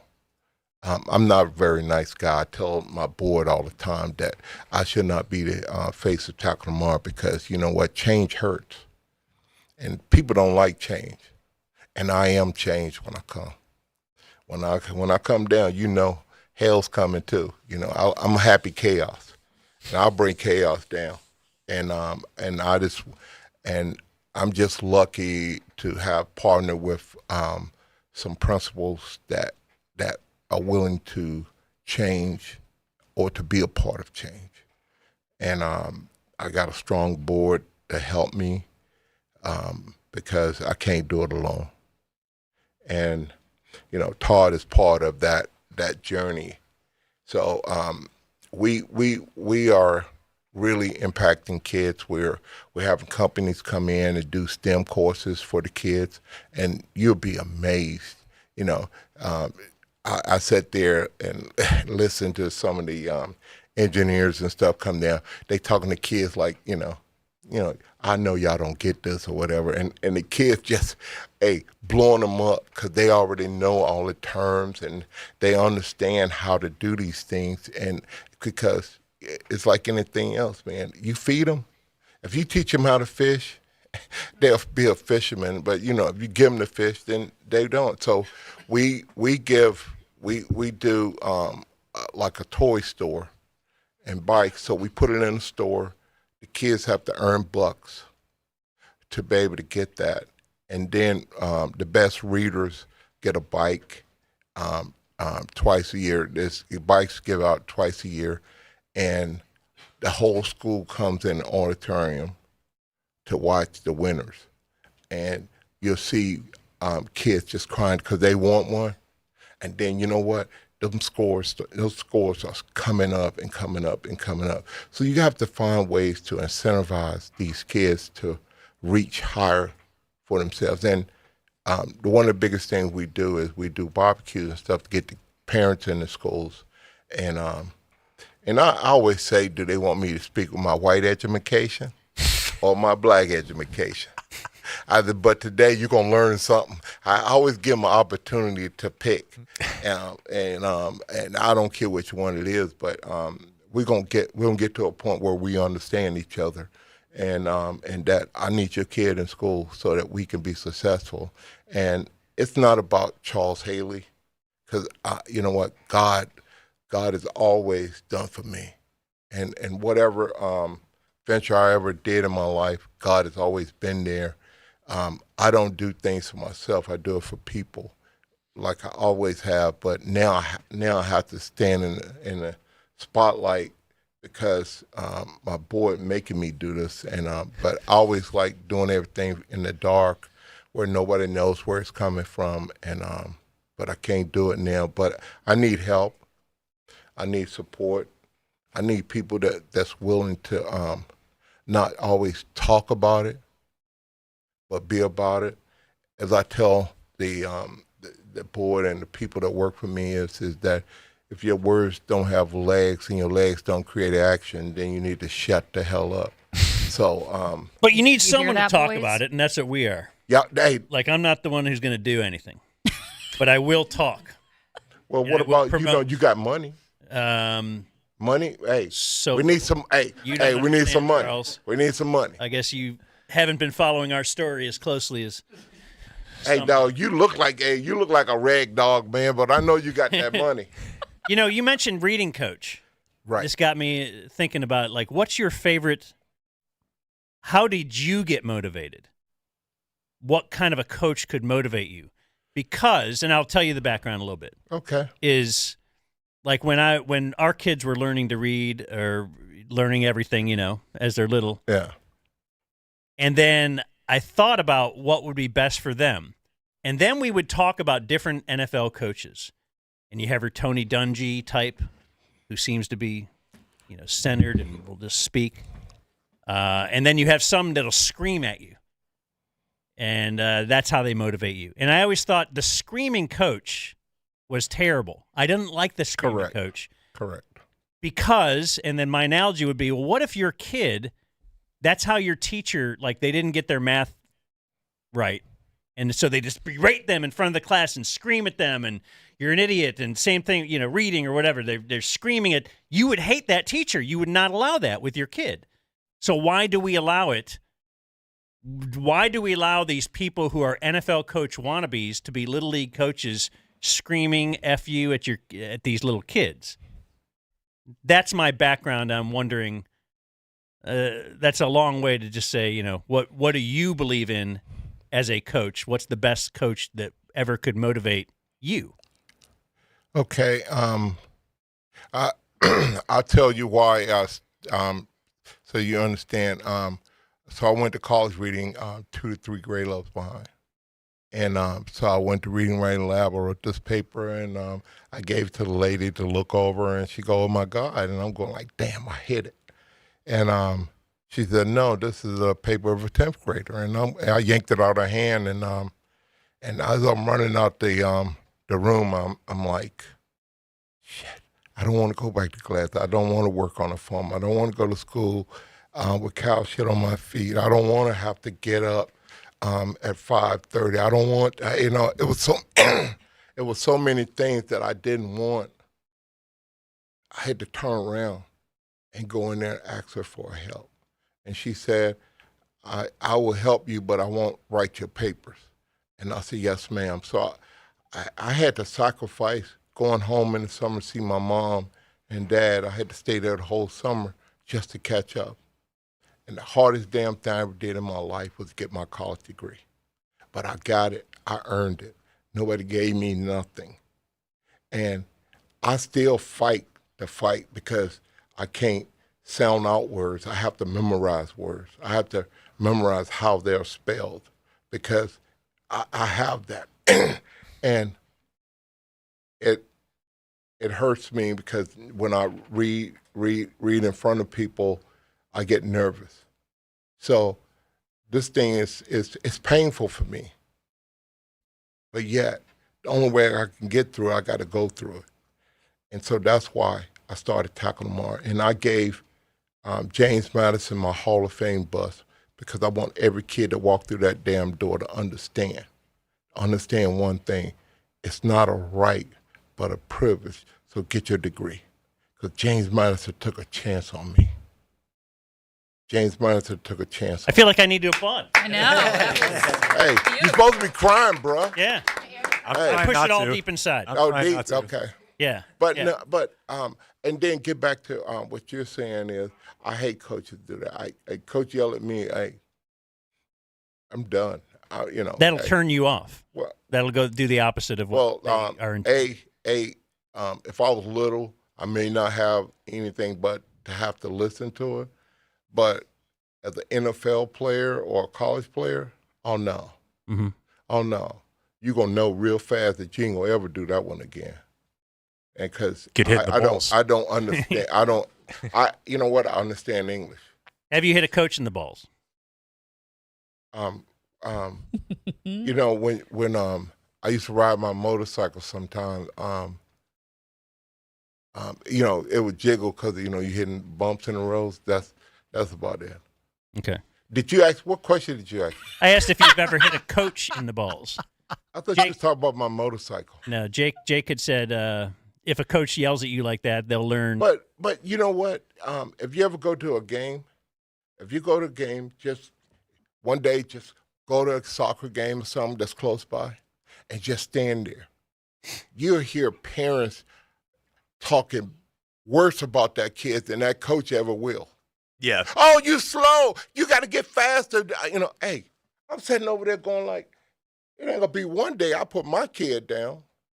And then my kids, they understand what dad going to ask. What did you do good? What did you do bad?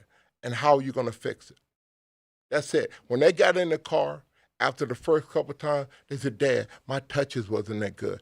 Dad, I got tired. I need to run more. Hey, I was like, you get shocked, man, if you allowed them the opportunity to tell you what they did wrong. But most parents, they want to tell them what they saw instead of allowing the kid to tell you what they saw. Now, if my kid, I might add a little something to it, but I'm not gonna berate them, and especially that day when they tell me that, down the next day or the day down, I'm saying maybe you should work on this too. So how did you receive Jimmy Johnson's style? Because was in your face. Holy shit! Hey man, I ain't never seen nothing like that, man. Hey, if he was like that in college, Jesus Christ! No wonder he brought everybody from Miami to the Cowboys from that coaching style. I've never in my life experienced anything like that. You couldn't win by enough points would make him happy. He would just be screaming, man. He'd get up on the I just go sit in my locker, man. I ain't got time for none of that crap, man. It was he just went the hell off all the time.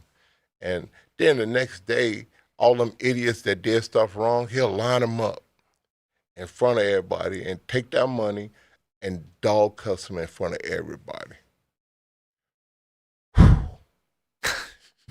And then this is the one. I feel like he's having memories right now. now. I'm like we're in a safe space. Hey, but what got me the most is they said the meeting started at 8:00. What time the meeting started? The paper on the board it says 8. On the announcement it says 8. But if 95% of the players are in there at 7:45, the meeting starts at 7:45. Anybody who comes after that is late. And they take your money. Now I got a question for you. What time did Charles show up at the meeting? Later than 7:45. Huh? Later than 7:45. What time you think I showed up? 8. 8:00? Yeah. Hey, I'll tell them in a minute. Words have meaning. We asked you to be here at 1. You guys were here at 1:00. We were? I told you. We're not finding you. I got a micromanager back there, He loves you too, Dan. Oh, okay, cool. Oh, God. He was telling me all these great things about you. Yeah. And I'm going like, oh, man, you got a man crush on this Yeah, girl? yeah. What, man? I'm like Prince to him. Yo. Todd loves you. Yeah. Charles thinks I look young. Yeah. Okay, so did the hype live up though? Everything he was hyping up about Dan. Yeah. Has it all paid off for you today? In fact, I think that, Dan, I think you must be nervous because Todd told me a lot of other stuff, but I understand. It wasn't like a Jerry Jones ride to the hotel type tell you a lot of stuff. What? Might as well, man. Jesus Christ. Todd don't stop talking, bruh. Hey, Todd will start talking about the dirt that's outside his window and how it got out, man. Hey, he's a very knowledgeable young man. Well, I love that we talked about he's like to different spread stuff, it. man. Huh? Sorry, I interrupted you. Go ahead. No. I like that. Yeah. Interrupt. Okay. Good. Good. Then we're gonna like each other a lot. Yeah. No, I just like that you got into different stuff. I mean, we've had you in studio in the past in a different. We were over at a radio station, and we had talked about. I don't know. It's kind of like I've heard you talk about a lot of things, but I feel like today I've heard you talk about some stuff I've never heard you talk about before. So I appreciate that. Hey, because you never asked. Yeah, maybe. Yeah, you were nervous. I that's why you put this focused on pretty your girl giant beside me, hog right? in the You were past. scared to be over here, bro. You're going like, yeah, that brother might pop. I believe at one time we had you in talking about Jeff Pearlman's book. Who's Jeff Pearlman? Pearlman wrote that book, Boys Will Be Boys, is it called? Yeah. I think so. And there was a lot of focus on the size of your hog in the book. And See, I don't understand why men would act something like that. yeah, well, Hey, Me neither. it was in a book. Are you envious? Well, if you must Hey, know. bro. Hey, I just want to know. If you must know. Hey, so I guess when you go by, I'm envious when of you the go guy buy with hot just an dogs, average you get nervous, size. huh? Yeah, oh my gosh. Yeah, if you just are When the barely last average. time you had a hot dog, brother, you must be nervous. Go like, oh my God, what is that? Oh Jesus, help me, Lord.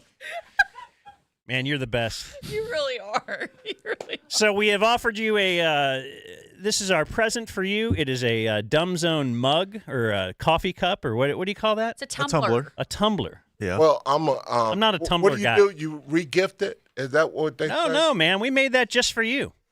Specially wipe the lip made. marks off of it? It is absolutely. Grab it, take it home, and we give you a book as well. It's called The Accommodation: The Politics of Race in an American City by Jim Schutz. It's about Dallas back in the day.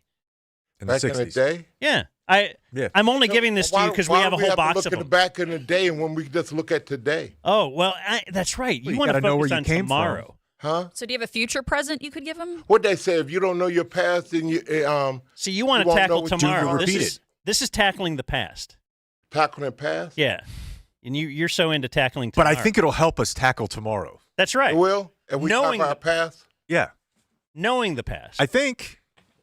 If you don't know the past, you are doomed to repeat it. Yeah, but if you stay in the past, you won't be moving forward. Man. So deep. Ooh, that's what I'm saying. This is some deep stuff, isn't it, man? Yeah, I don't even want to fire up a none bowl? of it. I don't even understand none of it. Todd, write this shit down so you can tell me when I get in the car. You ever smoke pot? Just fire one up and you start talking about that stuff all the time? Like, yeah, man. What's up with the universe? TackleTomorrow.com. Don't recall. I don't recall. That's a safe answer. I like it. Yeah. That's a great answer. Do you guys want to work in one more little break? Can we do that? Yeah, let's do it. Okay. Charles Haley. Yeah. Charles Haley. Oh, you guys have gifts. Yeah. Jesus. They're going to be better than yours. This guy won't let us go to Tell break. you. We also brought you. Y'all not going to break? We are going to thought go to we were. break. I thought he wanted to award the gifts here on the air. You want to do that now? So we have. We also brought you some Hooters to go. Have you ever seen anybody order Hooters to go? No. No. These guys make fun of me because I love the fish sandwich. Fish sandwich? Yeah. I like to take in. Yeah, that's what Hooters is all about. Oh. That's right. Oh, did you get it? Did you get that? All right. Should we gifts off the air, on the air? What are we doing? Yeah. Hey, Oh, Todd, on the show them what it is, Todd. You got to All take it right. out the bag. It is a bag. I need a bag. Oh. All right. That's a card. Yeah. And autographed by someone. I'm going to guess that's Charles Haley. Hey, man. It looks like you did that in about a half a second. You didn't really put any thought into that autograph, did you? Yeah, I did. How much do you have to think about it? It's emotional. Was it?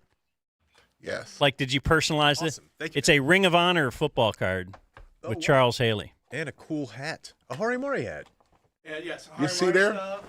Hey, you see what I'm talking about? I Shout gave out y'all Hari. a lot And a of softball. So that's softball. Why do I have a softball? That's from a. Is this Texas Ricky? OU softball game I used to do. Okay. It's a Matthew McConaughey on there. And there's What? Oh, my gosh. Matthew McConaughey touched that? Mac Brown. And then just for some UT stuff. Are you a McConaughey guy? You don't like Matthew McConaughey, do you? Who is that? Helmet for, Dude, look at this. That's Ricky. so you can represent. A Ricky Williams signed helmet. Wow. So these are personalized gifts.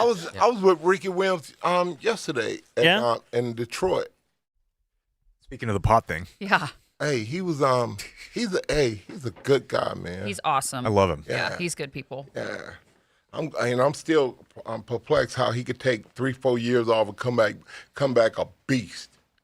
Doesn't make sense. You ever think about coming back these days? We could use you, I promise. I can't even. Hey, How about an old I timers can't game? even touch my toes. I can't even get somebody else to touch my toes. Oh, that's why we have Blake here. He'll do it for you. Yeah. Yeah. Just show me. All right. I ain't Charles gonna- Haley. Yeah, we'll do it again. We'll do it again.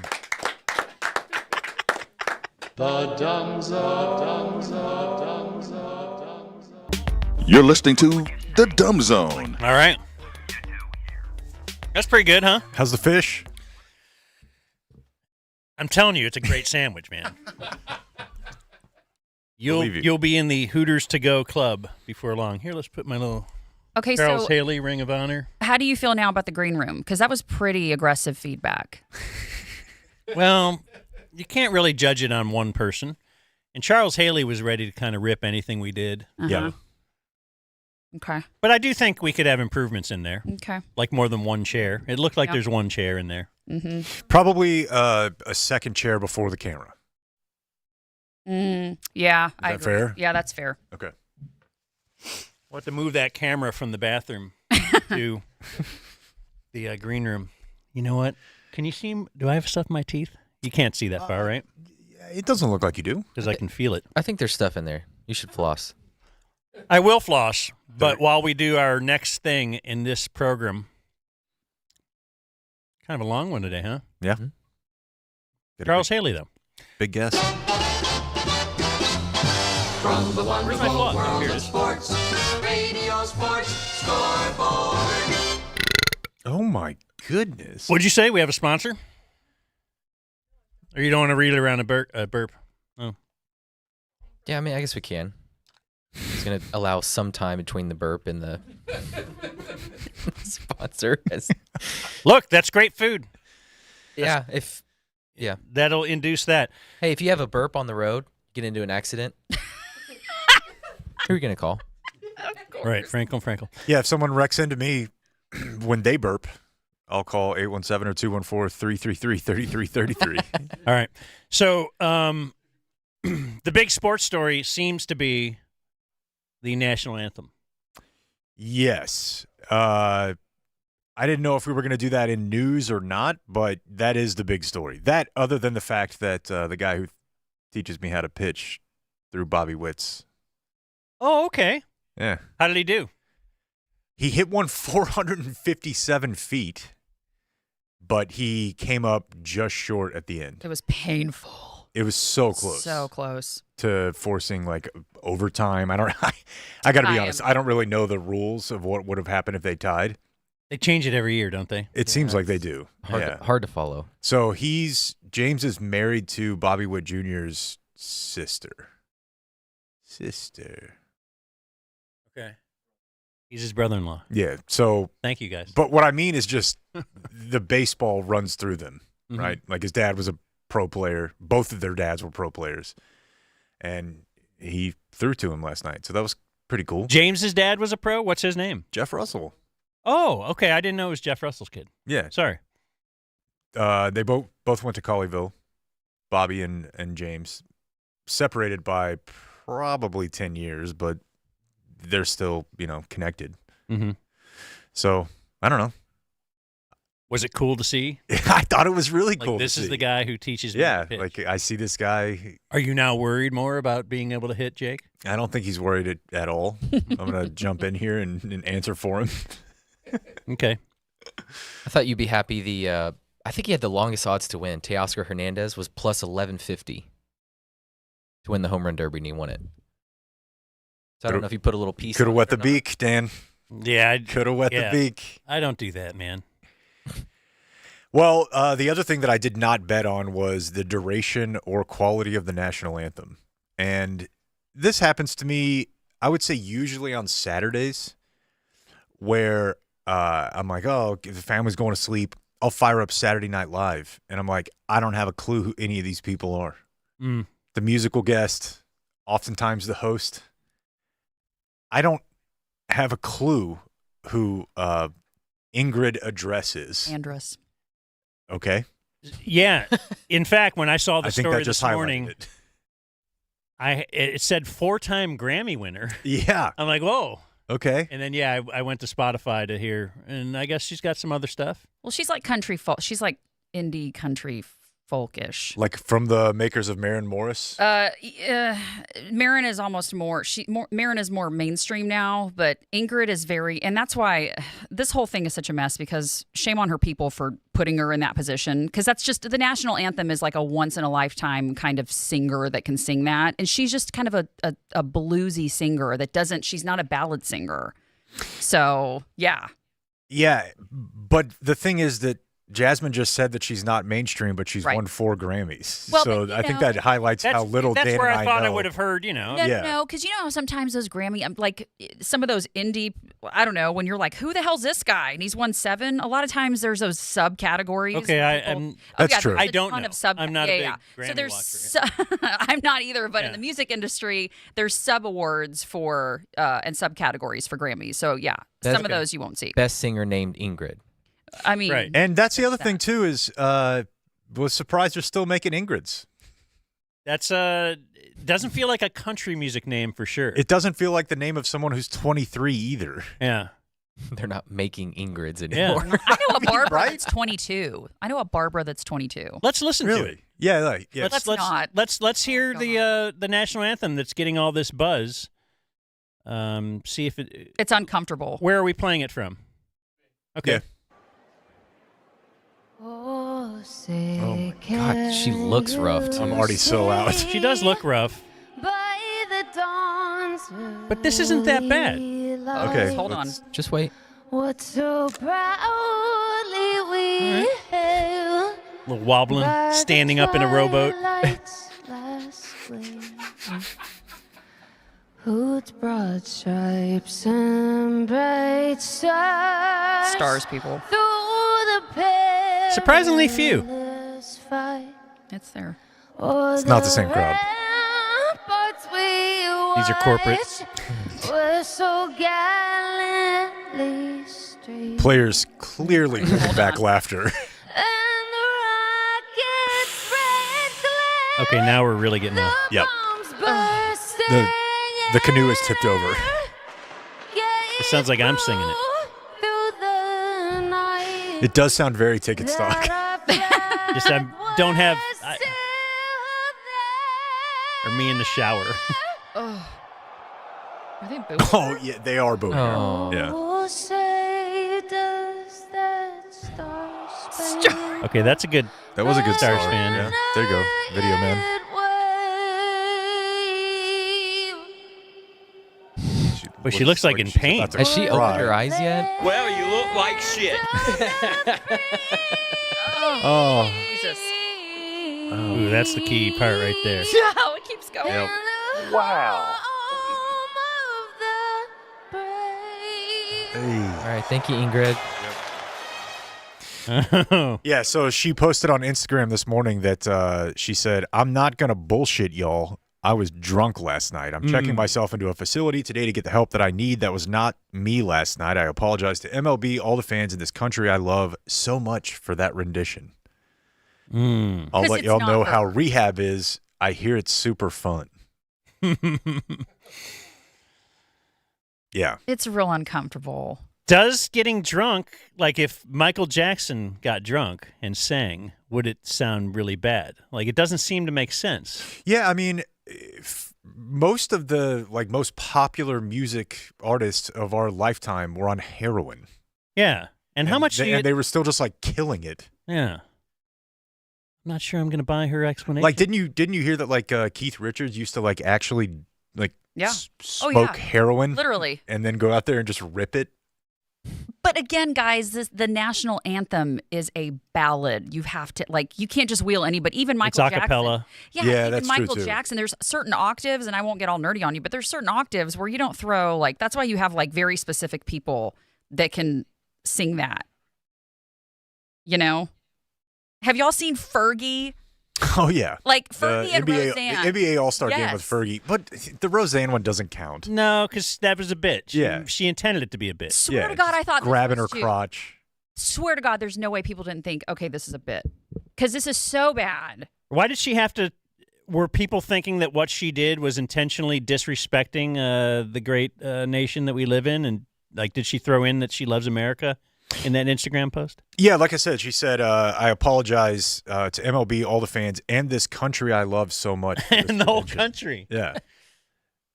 She might be overstating how many people actually watched the home run derby. It's kind of like what and you say all the tuning in time. early. Perhaps it's just you got a lot of social media backlash and you thought that you needed to respond to this. Possibly your handlers thought you needed to respond to it. But I don't know that she really did need to respond to it. Oh, you have to. You have. think so? Why? Oh my God, because she looked like hell and she sounded like hell. I don't know. You have to. I'm kinda glad doing she just something said for me she there. looked like hell. I can say it. I'm a chick. She Well, looked and sounded what she's like hell. doing for you is she looks like she's about to pass out. There you go. That's terrible. That's attractive to some people. But she's pushing an album, and I'm sure people will go download her shit now. It's almost like this might be the best thing for that album. It's Yeah. kind of like then what happened with Morgan Wallen. What was his bit? Love him. He is so damn. Was he the N-word? Yeah. Oh, it was GGA. What's that mean? I don't I'm not want gonna... you to say that. No, What's GGA mean? We're not going to. You what know I'm what it saying means, is, but what I'm saying is no hard R. yeah, okay, it but we wasn't- don't really do that here. Oh. We don't. But he was trying to be a wannabe. He wasn't trying to be hateful. There's a difference. But All right. in any case, the point is, it helped him quite a bit. Yeah. Yeah. There's a difference when you know someone's trying to be hateful with it. Damn. Yeah, I mean, every That's single the time I tightrope look at we a guy gotta- named Morgan Wallen, I'm always like, there's no way this guy's racist. No, man. Anyways, Indeed. I guess she's going to rehab. Hey, everybody. It's time to answer I'll some help of her. today's viewer mail. I did enjoy the top comment on our Instagram post. It was, "You don't have a drinking problem, you have a singing problem." Oh, poor thing. Rehab's not going to fix your voice, hun. Couple of birthdays. We got to get these in. Tio Caliente Correo. It is the birthday of the newest DF, Camilo. You're still doing kid birthdays? Mm. And kid births? What do you think about? What do you think about that, Jasmine? It Kid says births, they shouldn't be born. Next. here is little. You were so kind to my daughter. Doesn't mean she wanted her to be born. That's actually a good I point. love her. Little Cam being held. Here's a picture of Little Cam being held by his DF grandfather. He's a day 3, number 1940. He's wearing a DumbZone Texas light blue hoodie, currently available from dumbzonemerch.com. There he is. There's my promo guy. I'm not doing it. It's Tyler who is emailing us. I know. The fact Yeah. that you're always like, "What's our merch site?" I'm glad he typed it Yeah, because agree. I don't know what it is. But apparently you can get a Texas light blue hoodie. Yeah, that was, I think, the offshoot of the Rangers stuff. Yeah. Which Raymond tells us he has new stuff for us at dumbzonemerch.com. Well, look at Blake doing some promoting. Some special election-themed DumbZone bobbleheads. Bobbleheads? Does he have like blood coming out of his ear? Visit dumbzonemerch.com for the first ever DumbZone Dan and Jake bobblehead plus Moose party gear. What's the bobblehead look like? Oh, would you? I don't look at trust that? Raymond with this. Ooh, I like that McDowell Kemp shirt. Hey, thanks. Where we encourage you to vote Moose. I like the Moose party. I love it. So does Rob. Bracket Dan, please wish a hearty happy birthday to my baseball BFF, Becca Hilbun Willis. She's number 5471. What are we doing? What's happening right now? What is this music bed? Is it an ad? Oh, it's on your computer. I didn't touch anything. I doubt that. What are you listening to? That didn't sound like That is not me. Saturday Night Fever at all. That's not me. Anyway, Becca Hilbun Willis. Her leaders are Julio Franco, Big Gold, a.k.a. Methuselah on Baseball Almanac, and Hop To It Girl. I'm sure her husband woke her up in that special way, and by that I mean with a good moosing from number 1222 Josh. Tio Caliente, it is my Brandon Bass on the Mavs birthday. 30. Something a real Mavs fan would know. Wow. 33? That was my guess. Uncle Marcus has just retrieved another beer. I just want to be. Third. I send my own birthday shout out because when I showed my wife the Open for Business video, her response was, well, at least they're good at talking. We put a lot of work into that, but My leaders are College Football 25 Blake, Hell yeah. the Roast Twins, and Quiet Cakeland Laughter. More everyone, especially Danny, screw the Reddit from Brandon Bolin. And dearest Daniel, I request a birthday shout out 32, Blake. to recognize the amazing and rare event of the birth of a child. Let's see. It is my Leighton Vander Esch birthday. Why did you just say that like that? Because he put it That was the song we once did. Le ten vendor resh. And he separated the lay and the ton. Okay. So I think he wanted it that way. Okay. My leaders are the burnout-sounding receptionist chick you used to call at the old gig, and Dan when his daughter shared the revelation of the comedic implications of the name Albert Pujols from Glenn Whitney. That was funny. My daughter thought his name was funny when we were watching a game. His name is Pujol?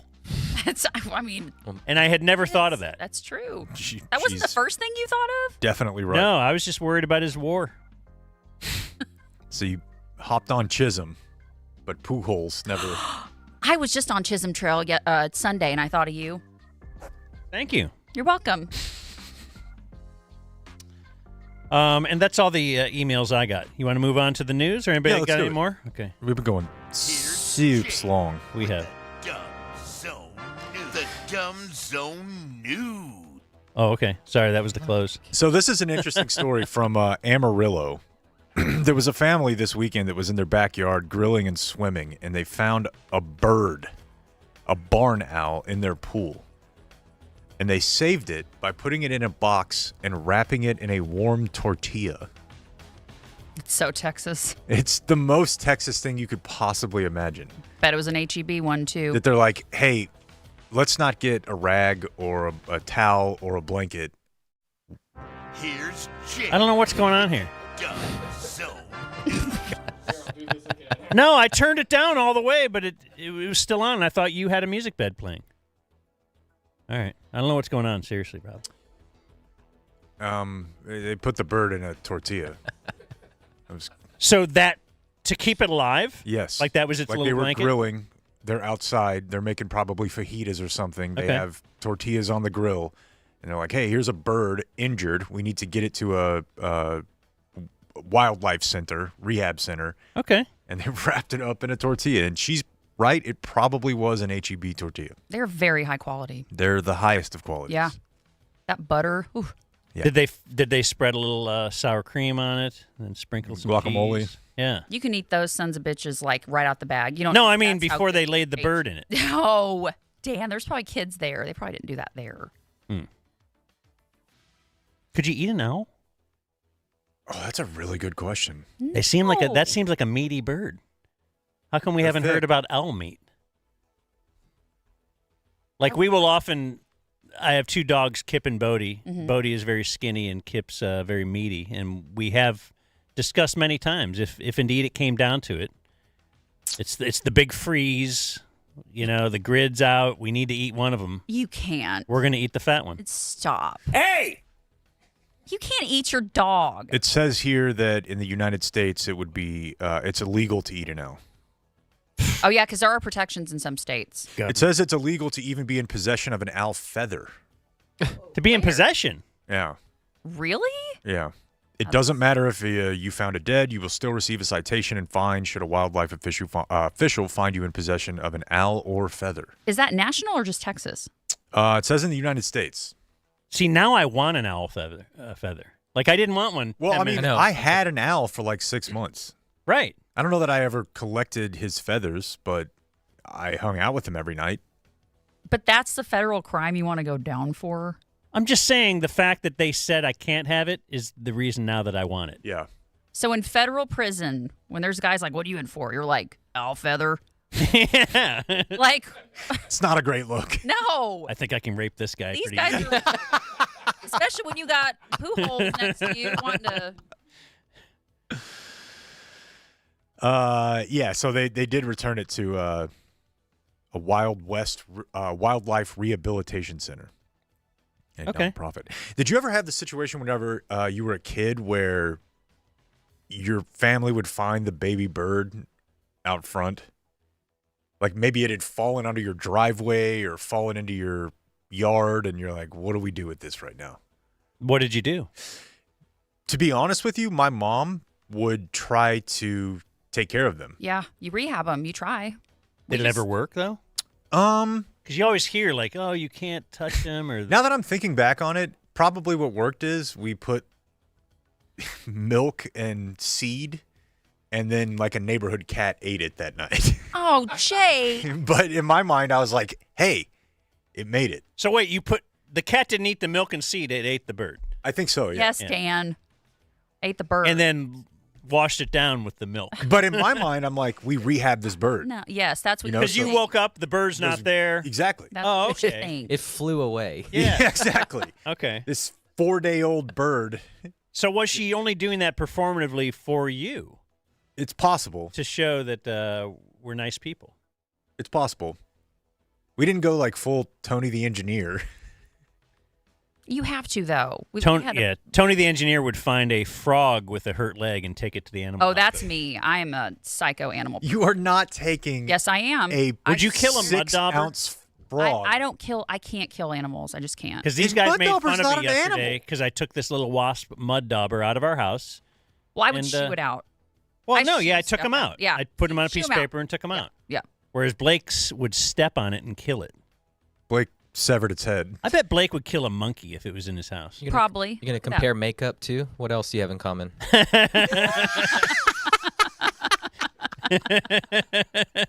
Yeah. I'll align myself with Jasmine. Careful what you wish for. I know, like I told you guys about this the other day, but my wasp problem right now is so bad. Oh, those are the worst, though. Yeah, they can go to hell. Like not the Okay. mud dauber? Okay. Those, they No. can go to hell. Okay, They you look the real same. wasps. Yeah. No. They don't look the ones are- same. No, they're total assholes. I can't go in my front door anymore. No, because they will dive in and they will stab and attack. And I can't find the nest. Ugh, it's the worst. Mm. And I put out the I ordered And these. you're at a rental house, so you can't call the bug man. You're not exactly. I'm you're not definitely gonna- not going to call the other bug man. right, anymore, the but- bad bug man, but Yeah, you're but- not going to pay money for a pest control thing. Yeah, so I ordered these traps, and you fill them up with either juice. It actually said juice or beer, and I think it's just like the sugar concentrate attracts the wasp, and they get stuck in there and they drown. It has not worked at all. No wasps, no. I bet red wine will work. Red wine works on every I have damn fly. found a couple mosquitoes in there. Yeah, mosquitoes love the put red wine out there. But the wasps are not taking it. They must have been going to AA or something like they're. So you're not going to get bitten by sober a mosquito, wasps. though. No, but I Silver also lining. can't go in my front door. Speaking of mosquitoes, y'all, I have skeeter syndrome. What the hell? So it sounds sus. It sounds like borderline redneck or really doing porny. sus now? No, no, I've said sus. No, I have said sus, and I will I will die on this hill. I started it. Yeah. I created it. No, I was saying sus way before. so we went hiking at Dinosaur Valley over the weekend, and I got stung by this really awful-looking pterodactyl-looking mosquito out there, and I was not feeling well. And I've got this big, I'm not going to show y'all. It's gross. It's on my leg. So I looked it up, and there is something called skeeter syndrome, and it's from specific mosquitoes. I swear to God, it's a real thing. Yeah, it's better than West. Could have been West Nile. It sounds redneck as all hell, but You got any tattoos? I don't. Isn't that shocking? Yeah, because on the Steve Noviello show earlier today, which was recorded for later, like next week, he raised his hand. Steve Noviello has a tattoo, Yeah, and so did the girl that was with us, Paige. Paige. Yeah. Is his college related? I don't know. He wouldn't say because I asked him to show me. Yeah. Well, I That's mean, aggressive. Why the leading statement? Huh? You know what I'm saying? Like, if you're going to bring it up, don't you Right. have to? Yeah, but what if it was like lower back? That'd be weird. Huh? Don't Like lead if you're with like, it. show me your show me your tattoo, and he pulls up his suit jacket. I need to get a tramp stamp. What would Wouldn't it that be say? great? What would it say? I don't know. I've told this story before, and I don't think he listens to our show now. And he acknowledged that I told this story before, so I'm okay telling it. But the first time I played in the Great Game, we had to change in the locker room, and there was a guy that we used to work with named Chase, and he was a very good-looking dude. He was like top 10 host, weekend fill-in guy, and Is it Chase Williams? Yeah, Oh, he was at CW33 for a while. and he had like a full-on Like tribal tramp stamp. Did you aim for it? Not only did I not Okay, yeah. aim for it, He's a snack. as much as I as much as I liked the guy, I was really never able to look at him the same. Yeah. Because I just don't He's know like, what I just think possesses cool like. place to put a. Yeah, I think guys don't. There was a guy in sales, radio sales years ago, and he had a Sun Tribal tramp stamp, and it was so uncomfortable. And I'm not a prude. I was like, I'm so uncomfortable right now. This is weird. It's just misplaced, you know? I would have thought Jasmine had a tattoo. Everyone thinks that. Yeah, you're just like no holds barred. Yeah, I think kind of kick-ass you're lady. tattoo bonzing her right now. Yeah. But we are. This is another thing we have in common. No tattoos. Yeah. Yeah. Check. What's next? However, me and Noviello That's right. vibing. A Dallas police officer was placed on administrative leave. We talked about this a little bit yesterday over a social media post that he made following the attempted assassination of Donald Trump. Ooh. People are getting in trouble. What did he put? The specific post was deleted, obviously, but he basically was like, I would have made the shot. no. He's pro-Trump. No. Yeah. Well, what did it say? It doesn't say in this specific article, but it just says from Dallas Police Chief Eddie Garcia, when I received the notification regarding the comment posted, disappointed would be an understatement. If in fact true, the comment made has no place in our society. The violence was unacceptable and has no place in our country. So I think what it is the guy was like, the guy got what he deserved type thing. The attempted assassin. Oh, it's about. Oh, it's about the assassin. Okay, got it. I believe so. Yeah. Yeah, because if he's pro-Trump, he's going to, Yeah. That's probably. I saw something really uncomfortable about that guy that I don't want to repeat. Okay, well, we don't. You can't lead a statement fine. that's like so that. somebody. Oh, you know what? Hold on. Let me check this. The guy's post was just a quote tweet that said "aim better." Okay. Oh. It's in this second story here. Okay. So But he I was. don't know. He was saying I intended that for the Secret Service, that they should have aimed better at the shooter. It doesn't say, but it That's does what he's saying describe now. him as a Trump supporter, like he's Blue Lives Matter guy. So Yeah, I'm seeing another. I'm just searching that story too, and it does say that he's now saying, "Oh no, it wasn't about aim better to Trump. it was about Secret Service aim better. Which is bullshit, right? They popped his head pretty There's quickly. absolutely no way How much better do they need to aim? that someone would say aim better, but that wasn't about shooting at Trump. Yeah. All right. I want to go back to her. Oh yeah, where were we? Okay, so this headline started circulating and I don't know how they got these witnesses, but evidently this assassin was like packing, obviously not a gun, but like that he evidently had like a sizable schlong. Okay. Is what this headline was implying, and it was He was really the Charles Haley of. It was so uncomfortable, and I'm like, Would-be ew, assassin. why? And then you look at his face, and you're like, why is it these guys? There is a video of him. He appears to be like in high school at the time, talking about his 10-inch dick. But I feel like all guys in high school are like, yeah, 10 inches. Like, come on, really? Yeah, but what if everybody calls you out and you had to prove it? I don't know. I never actually have done that.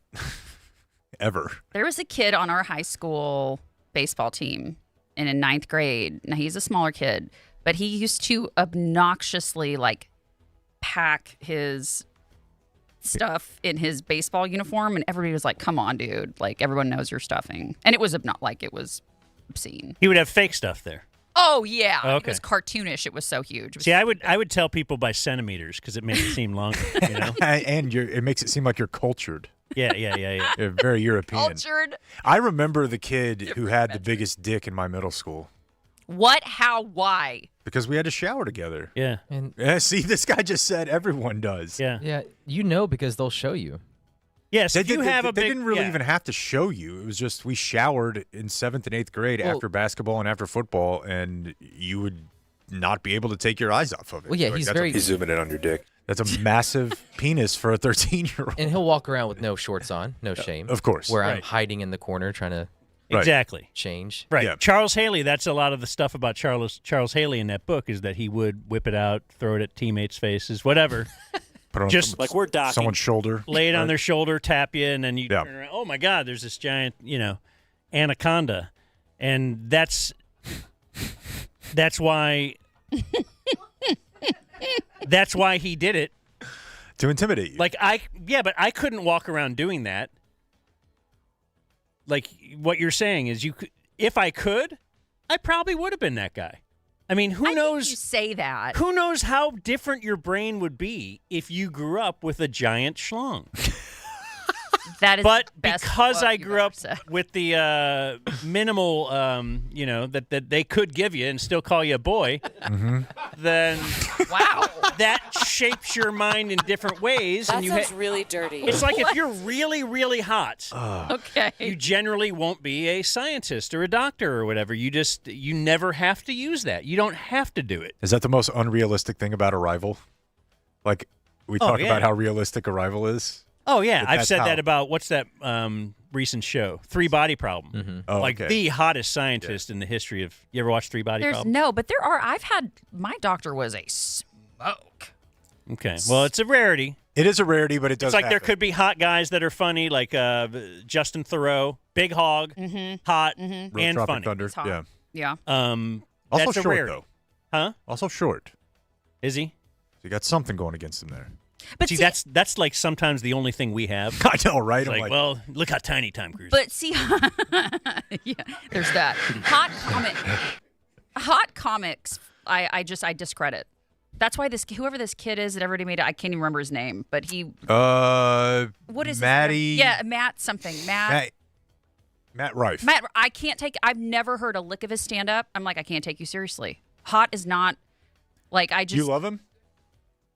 Oh, I was gonna say I watched the special and wanted him to be good so bad. What's And the He was absolutely awful. the lady who was real funny at the Tom Brady? Paula Poundstone. No. Oh, Nikki Glaser. Nikki Glaser. Paula Poundstone. Good God. Nikki Glazer's kind of hot, and she's not just kind of hot. So But she's the exception. Is She's that like, a problem for you when you watch her special? Like she's too hot. No, I mean funny's funny, but it's like Okay, but see, Go ahead. No, I was gonna say like dudes to me. Like hot. She's hot. I can say yeah, she's hot. But I feel like with men comics, Like the most famous comedian in the world right now looks like he's a retard. I love Shane Gillis Yeah. Well, how'd you know he was talking about him? because he talks about in his bits. Because that's part of his act. Yeah. Yeah, I mean he actually leans into it.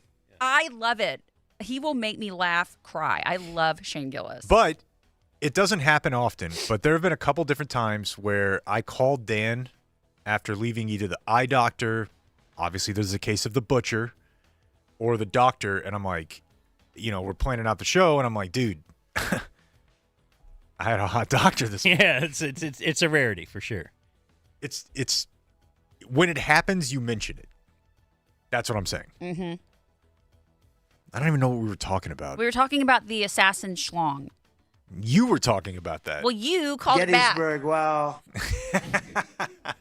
Do you think a gay lady, A lesbian, commonly referred to in parlance of our times as a lesbian. So there's the old, there's always the doctor. You have a hot doctor, and then it's you've seen the videos. Oh my gosh! Then she all of a sudden just starts doing something, and you guys are doing stuff together. Like it's all of a sudden it turns into a sexual scene. Sure.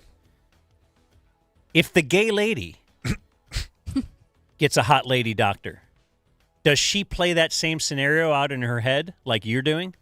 Probably. Or is she... Uncle Marcus says 100%. You think so? Why would you not? I guess no one here could really answer. We're going to have a lady who likes ladies answer this question for us. Is this your way of asking people to softcore lesbian porn in the studio? I think in general... Don't expose me. The female, be they heterosexual or homosexual, are more capable of controlling their urges in their head for, like, playing out a scenario that's sexual. That's probably what I'm saying. So I think yeah. Like, is she even running it through? Because I am. Of course. Or you get in an elevator with somebody that's hot. You're like, but I mean, I also stopped, and then what if? But I also she, like for walk into some a reason, building found and I'm me like, attractive. if this place gets attacked, what if I can like kill the assailant. You do that? Yeah, that's what I'm saying. Is like I'm playing through like multiple scenarios that are like multiple. Okay, so highly it's not masculine. just sex-based, is what you're saying. Okay. Yeah. All mine are just sex-based. I would think if this place gets attacked, where could I hide that they wouldn't find me? Behind me. Okay, I will. All right, there's your news. Well, I already played the close Do it 20 minutes ago. Oh, wait. Gosh darn it. Sorry, guys. The Dumb Zone Having News. trouble over here. Like and subscribe. Just get behind me. The Dumb Zone presents Such a big talker, Jake. And I'll be behind Blake. Blake's the guy you want to be behind. Chisholm Trail. Great trail. It's pretty. It was so pretty. It was pretty. It was. So it's Tuesday, July 16th. On this day in 1935, the first automated parking meter called the Parko-meter was installed in Oklahoma City. Why does that feel so Dan Aykroyd? The Parko-meter. Totally. I'll never put my money in that thing. William D. Tate said, Witchcraft? never in Grapevine. And he stuck to it. He did stick to it. That's why he keeps getting reelected unopposed. That's right. On this day in 1974, Billy Martin fined suspended because he ordered his pitchers to throw at Milwaukee batters in retaliation for the Brewers throwing at Toby Harrah. He was the manager of the Rangers back then, 74. Boy, what a year. That was like a week after... Oh, no. We did 10-cent beer night last week. It was actually months ago. Yeah. My bad. But not that far behind. Thanks, man. But yeah, this same year had 10-cent beer night, disco demolition. That's why on the Steve Noviello program, they asked me my favorite book. Or maybe it was like the after show. They do a little interview with you. Did they do that with you? They did. Can't wait to watch this. And I said, Seasons in Hell. How do you feel like this would have gone over? Manufacturing Consent? What is that about? Economy? I thought that was the Dumb Zone HR handbook. It is not. It is a book about how the entire mass media apparatus in the United States forces us to believe things that we actually don't believe. Like marching into war that doesn't make any sense. Or letting billionaires pay an 11% affectional or actual tax rate. So when I go on Steve's show, I'm bringing that book. Oh, you totally should. That'll totally brighten up the room. Dan's like, I have a book about baseball. On this day in 1985, Detroit second baseman Lou Whitaker forgot to bring his uniform to the All-Star game. Oh, my gosh. So they got a vendor-bought Tigers uniform with the number 1 stenciled on the back. Is it also inside out? Who would think? Looks it. Do you think in the 80s the players had to bring their own uniform? I was just going to say. The club didn't take care of that? You would think. And, like, did football players have to bring their pads? Right. It doesn't make any sense. But, yeah, that that definitely looks like the Bob Sturm mom jersey. On this day in 1999, JFK Jr. and some other spares died Wow. when their single-engine plane, piloted by JFK Jr., So plunged. Now the AP story these days, it says into the Atlantic Ocean near Martha's Vineyard. Mm-hmm. But I recall it was called Gay Head. Like they went down on Gay Head. No, that was they what did everybody not. said. Yeah, Don't you remember that? No, I was devastated with losing JFK. I didn't care about the detail. Boy, the girls love JFK Jr., man. God. That okay, sounds well, then gay. you would definitely know that What the a place loss. where they died, which was, I believe, the name of a Native American tribe, was Was it? Gayhead. I thought it was That Martha's sounds gay. Vineyard. He died with his wife and her son, You know what? by the way. I'm going to delete that tab. I almost just Googled that, and I'm not going to do it. Yeah, you'll get You're not going to delete gay, or search Gay Head? I was about to hit return, and I decided, we'll not do that one.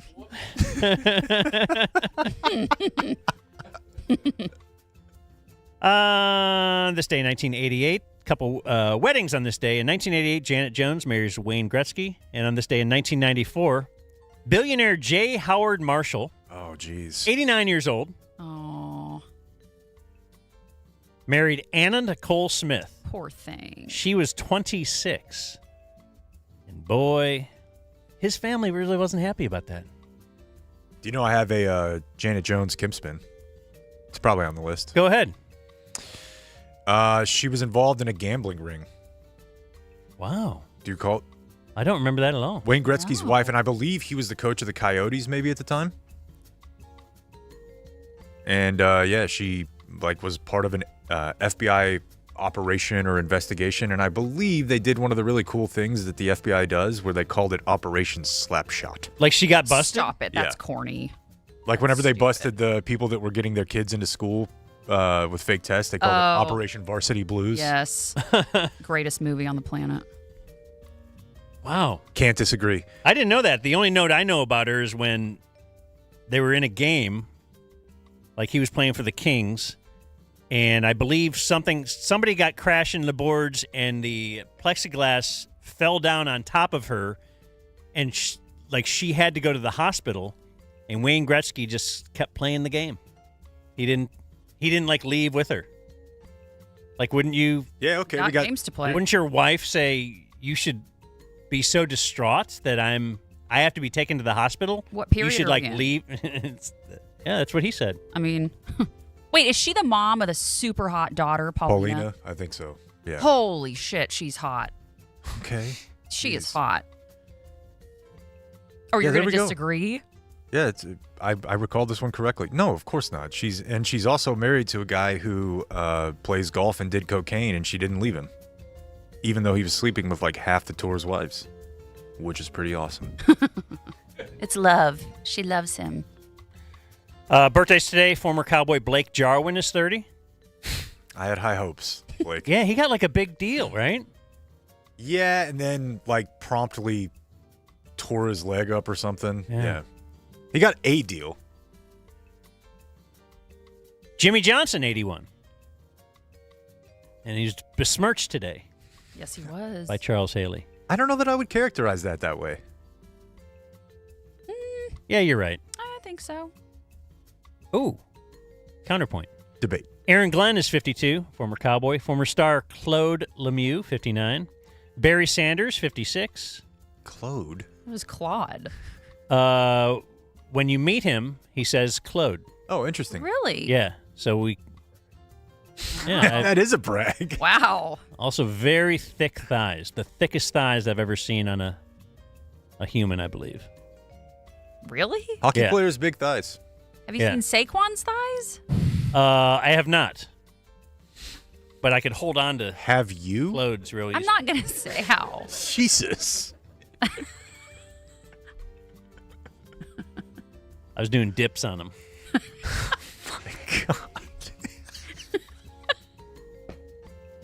Margaret Court is 82. She's a tennis Hall of Famer. Doesn't like the gay lady.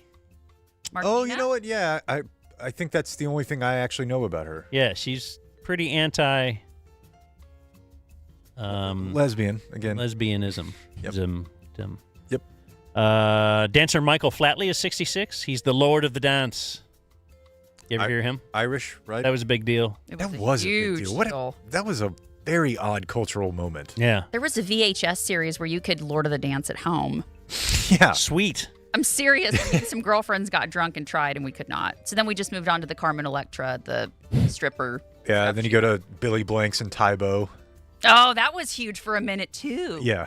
I feel like a Jasmine, girls hangout weekend or something would be pretty wild. We've been talking about it. Yeah, look at Michael Flatley. Like, can you imagine Jasmine and her friends drunk trying to not do doing the that. Lord Why of the did Dance? we allow this to invade America for one day, much less 3 or 4 years? It's so uncomfortable. It's just tap dancing. It's just stupid. Phoebe Cates is 61. Okay. You know her. I've seen her. Fast Times. Mm-hmm. Blake's a Fast Times at Ridgemont High expert. It's great. It's good. It's Will Ferrell is 57. Said the N-word on Saturday Night Live. Larry Sanger is 56, the co-founder of Wikipedia. Billy Mitchell is 59, from King of Kong. And Jessie Jane is 44. Oh, was. Dead?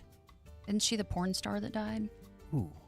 She is a porn star, Or is as it? my notes will tell me. Yeah. Did she die? I think so. Yeah. Yeah. But it was this year. Moment of silence for Jessie Jane. What? Born in Fort Worth. Yeah, she's a sweetheart. So when I worked at Live 105.3, we had porn stars in all the time, and she was one of the nice ones. Wait, were you there with Ron and Don? Do you guys know who that is? I don't remember. You ever hear of them? Maybe they were a little before. Probably. With like Liz Wilde and all them, probably before we got over there. The only Ron and Don thing I know I'm seeing is... what you're seeing, Blake. What? Put that picture back up. The only Ron and Don like thing... if that's your press photo, Yeah, that's the good one. then Oh, you yeah. know, No, she did always look kind of high, though. kinda. I mean, she was Are you trying to so say that's not sweet. attractive? I'm not saying that. Yeah, okay, yeah. That's smoldering. That's Being a little bedroom kinda high? eyes. Yeah. Maybe pass outie. Born on this day, now dead, Shoeless Joe Jackson. He's today's war leader with 62.2. Okay. And Orville Redenbacher. Pop him like Orville Redenbacher, Blake. Yep. And dead on this day, still dead, JFK Jr. Go ahead. Apparently he was really hot. Although I also believe that my mom's friend Rose truly thought he was going to show up at Dealey Plaza at some point Reemerge? recently. Yeah.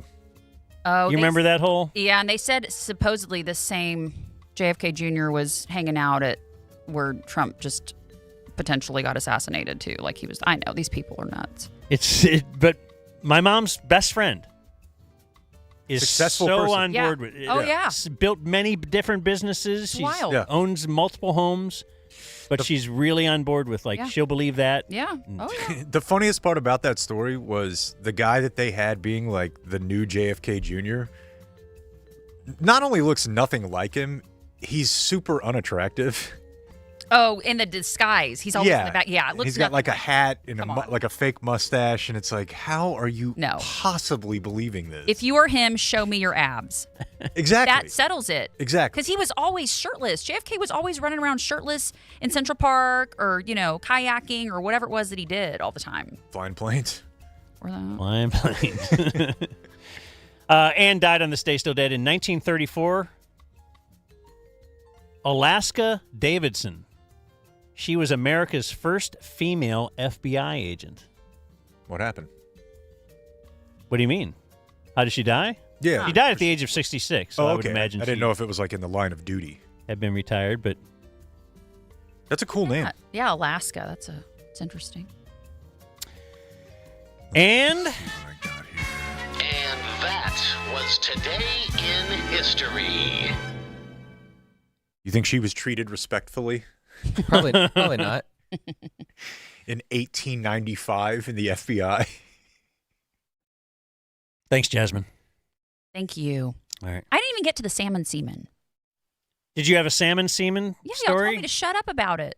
Oh, we it did. was off Let's the air. do it now. Fine. What's going Well, on? there's- You want to it's closing a little bit. remarks? Can be this. Can is be this. Jasmine. So, Kim Kardashian and allegedly Jennifer Aniston are shooting up salmon semen in their faces in lieu of Botox. So take that with you. That's all Let's you need. see. That's all you need.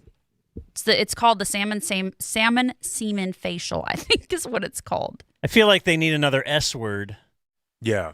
to help with the Yeah. alliteration there. Hmm. So you guys can just Google it, research it on your own. If you have any questions, just come to me. Dan eats a lot of salmon. Oh, Dan, you dirty boy. Yeah. Dan's Botox. There's something to it, Did they Jake. get closing remarks or are we? Oh, I'm sorry, guys. He paid to be here. I apologize. We'll go over to the couch. Head to the couch. Step over We to have Mike. Brent Yeah, and Brent. Joey and Marcus. I'm sorry it was such a long show. Head on over there. I'll be very brief. No. Take all the time you want. Take a seat, Brent. Throw on the headset if you want. Pull that mic in front of you. We're please. talking into microphones We because help him out? we record this. I had a whole bunch of stuff. Okay. But I guess I'm just going to have to go on a heater in September so that I can pay for another $6.90. Yeah. When college football starts. Yep. So we're going to save that, and we can just get right to gifts. Okay? We got 2. Seriously, you can have all the time you want. No, I mean, all right. We're good.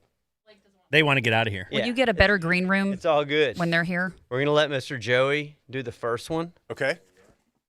I'll pop this open here. What if we just charged less to just sit in the green room the whole show? No. Based on Charles, I don't think anyone's going to pay for that. And this is a 9/11 memorial hat. Oh, nice. Oh, okay. That won't. You should have worn that. Won't cause any question. Yeah, wear that on Steve Noviello's show. Please do. Hey, here's a Noam Chomsky book in my 9/11 memorial hat. Please do.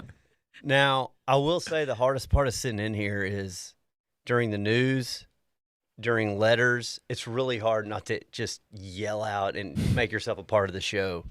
So I hope we did a decent job of that because that's tough. You contributed. Kind of. But our second gift, there is a 4th member of our crew. We have to shout out Dr. Tom. He's an actual doctor. He's doing way more important things than us. Is he hot? Hot.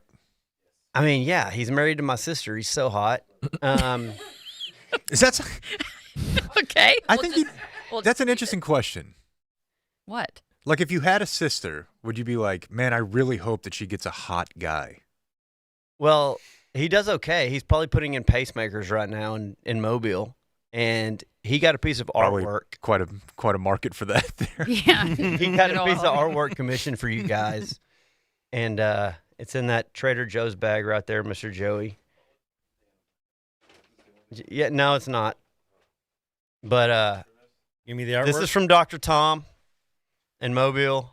Oh, okay. Very nice. Of course. We all recognize this. I've met him. That's great. Yeah. This is the Mr. Leprechaun Sean. from Mobile, Alabama. From Ground Zero, as it were.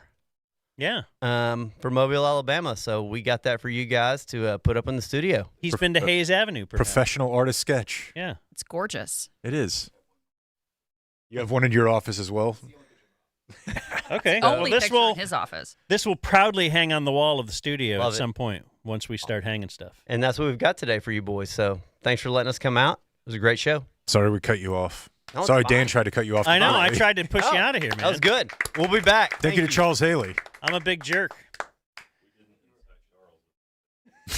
Charles didn't punch me. All right. Well, see you later. Adios, mofo. Don't hurt me.